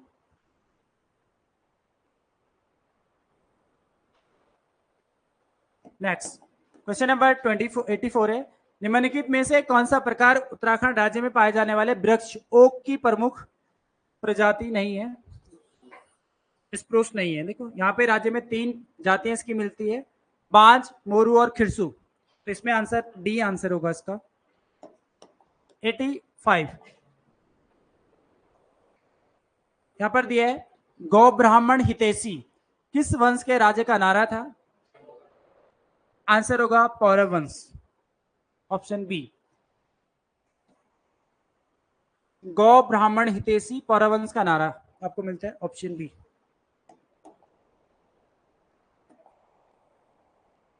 क्वेश्चन नंबर 87 है, अली मोहम्मद खान ने किस चंद शासक के समय कुमाऊं पर आक्रमण किया था? आंसर होगा कल्याण चंद के समय। कल्याण चंद फोर्थ थे, कौन से थे? कल्याण चंद फोर्थ के समय आपने पढ़ा होगा 1743 में इसके समय रोहिला आक्रमण होता है, ठीक है। तो वही तो, यही तो था रोहिला सरदार जिसने यहाँ पर आक्रमण किया था 1743 में, ठीक है। उसके बाद कल्याण चंद चतुर्था जो ये भाग के शरण लेता है, किसकी? प्रदीप शाह की शरण लेता है, ठीक है। यहाँ टिहरी दरबार जाता है और वहां पे प्रदीप शाह की शरण लेता है। बाद में प्रदीप शाह अपनी सेना को उसको भेजता है और एक युद्ध होता है देवगिरी का युद्ध, देवगिरी दूनागिरी का युद्ध, सॉरी दूना। आपको पूछा जा सकता है दूनागिरी का युद्ध किस किसके बीच हुआ? तो दूनागिरी का युद्ध जो हुआ था वो कल्याण चंद की सेना और अली मोहम्मद खान के बीच, रोहिलाओं के बीच हुआ था दूनागिरी का युद्ध, ठीक है। उसमें भी कौन जीत जाता है? रोहिला जीत जाते हैं, ठीक है। उसके बाद रोहिला जीतने के बाद यहाँ से 3 लाख रुपए की डिमांड वो करते हैं, 3 लाख रुपए मांगने की कोशिश करते हैं इनसे, ठीक है। तो ये भी आपको याद रखना, ठीक है। बस इतना जरूर याद रखना आपको कि जब कल्याण चंद के समय रोहिला आक्रमण हुआ था तो कल्याण चंद कहाँ गया था या भाग के किसकी शरण ली थी? प्रदीप शाह की शरण ली थी, ठीक है। क्वेश्चन नंबर 87 है, चंद काल में नेपाली मिश्रित कुमाऊनी को क्या कहा जाता था? इसमें कहा जाता था जनभाषा, जनभाषा के रूप में इसको संबोधित किया गया था, ठीक है। सही आंसर ए होगा। क्या किया? कटमाली भाषा तो नहीं किया, कटमाली ने पहले भी पूछा था हमने यहाँ पर, उसका आंसर जनभाषा है, ठीक है। क्वेश्चन नंबर 88 है, गोरखा काल में सैन्य सामंत को क्या कहा जाता था? सुब्बा कहा जाता था, सैन्य सामंत, ठीक है। और कौन था पहला कुमाऊं का पहला सुब्बा? जोगामल शाह, ठीक है। और गढ़वाल का पहला सुब्बा अमर सिंह थापा, 1804 में गढ़वाल का पहला सुब्बा अमर सिंह थापा, ठीक है। कुमाऊं का पूछेगा तो आपको याद रखना है जोगामल शाह, गढ़वाल का अमर सिंह थापा। क्वेश्चन नंबर 89 है, गोरखा काल में सैनिकों के वेतन देने के लिए कौन सा कर लगाया जाता था? तो आंसर होगा पुंगाड़ी कर, पुंगाड़ी कर जो भूमि कर था, ठीक है। पगड़ी कर किससे लिया जाता था? पगड़ी जमीन जायदाद का हस्तांतरण जब किया जाता था तो उसके लिए लिया जाने वाला टैक्स था, जमीन जायदाद का हस्तांतरण के लिए, जमीन जायदाद के हस्तांतरण के लिए, ठीक है। मांगा कर युद्ध के समय नौजवानों से, युद्ध के समय नौजवानों से लिया जाने वाला कर, ठीक है। युद्ध के समय नौजवानों से लिया जाने वाला कर था, ठीक है। इसको तात्कालिक कर भी कहा गया, तात्कालिक, क्योंकि इमरजेंसी टैक्सेस को बोला जाता था। युद्ध के समय नौजवानों से लिया जाने वाला कर। तानकर क्या था? तानकर बुनकरों से लिया जाता, ठीक। तानकर बुनकरों से लिया जाने वाला कर। क्वेश्चन नंबर 90 है, कामदा पर्वत कहाँ स्थित है? पौड़ी में, ठीक। और हिमदाव पर्वत आएगा तो टिहरी करना, ठीक है। हाथी पर्वत आएगा तो चमोली, ठीक है। और अगर हाथी पांव मसूरी, हाथी पांव पर्वत मसूरी यानी कि देहरादून, जनपद देहरादून में पड़ेगा, ठीक है।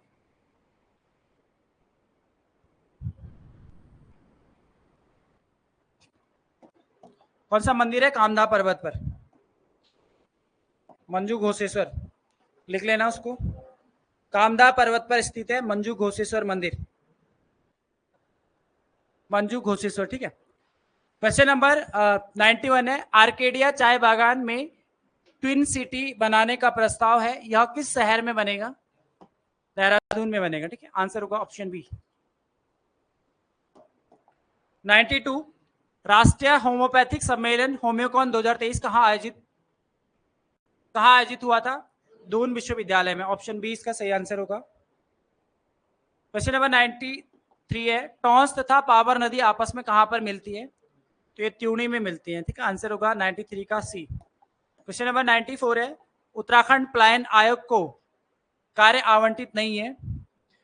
इसका सही आंसर है बी वाला, कौशल विकास योजना इकाइयों को स्वीकृति प्रदान करना व बजट आवंटन करना, ये इसको नहीं दिया गया है। ठीक है, उत्तराखंड पलायन आयोग का गठन कब किया गया था?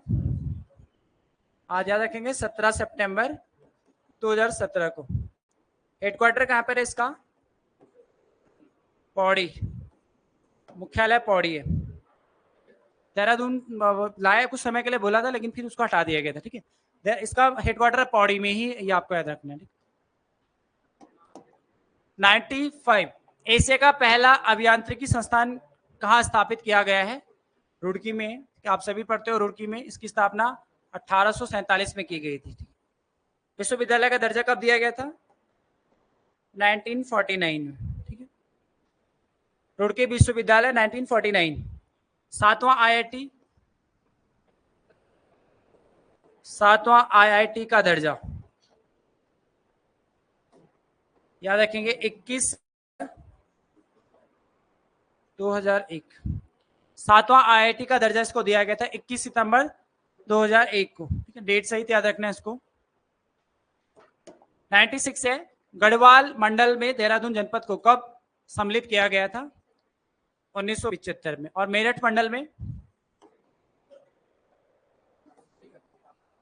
मेरठ मंडल में आएगा तो 1871। ठीक है, इसको याद रखना है। क्विज में भी आपको क्वेश्चन पूछा गया था ये वाला, और कई बार आपको लिखाया भी है मैंने। ठीक है, देहरादून मंडल, मेरठ मंडल में इसको शामिल किया गया 1871 में। 97 है, मुनि की रेती नगर पंचायत के पहले अध्यक्ष कौन थे? इंद्रमणि बडोनी को बनाया गया था। आंसर होगा ऑप्शन सी। क्वेश्चन नंबर 98 है, भारत के संदर्भ में उत्तराखंड की स्थिति कहां पर है? उत्तर पश्चिम। भारत के संदर्भ में उत्तराखंड की स्थिति आएगी उत्तर पश्चिम में। ठीक है, ऑप्शन सी इसका सही आंसर। क्वेश्चन नंबर 99 है, मुख्यमंत्री पुष्कर सिंह धामी ने मुख्यमंत्री उद्यमान खिलाड़ी उन्नयन योजना की घोषणा कब की? 29 अगस्त 2022 को। ठीक है, इस योजना के अंतर्गत आपको याद रखना है 8 से 14 साल के बच्चों को 1500 रुपए मासिक छात्रवृत्ति के रूप में दिया जाता है।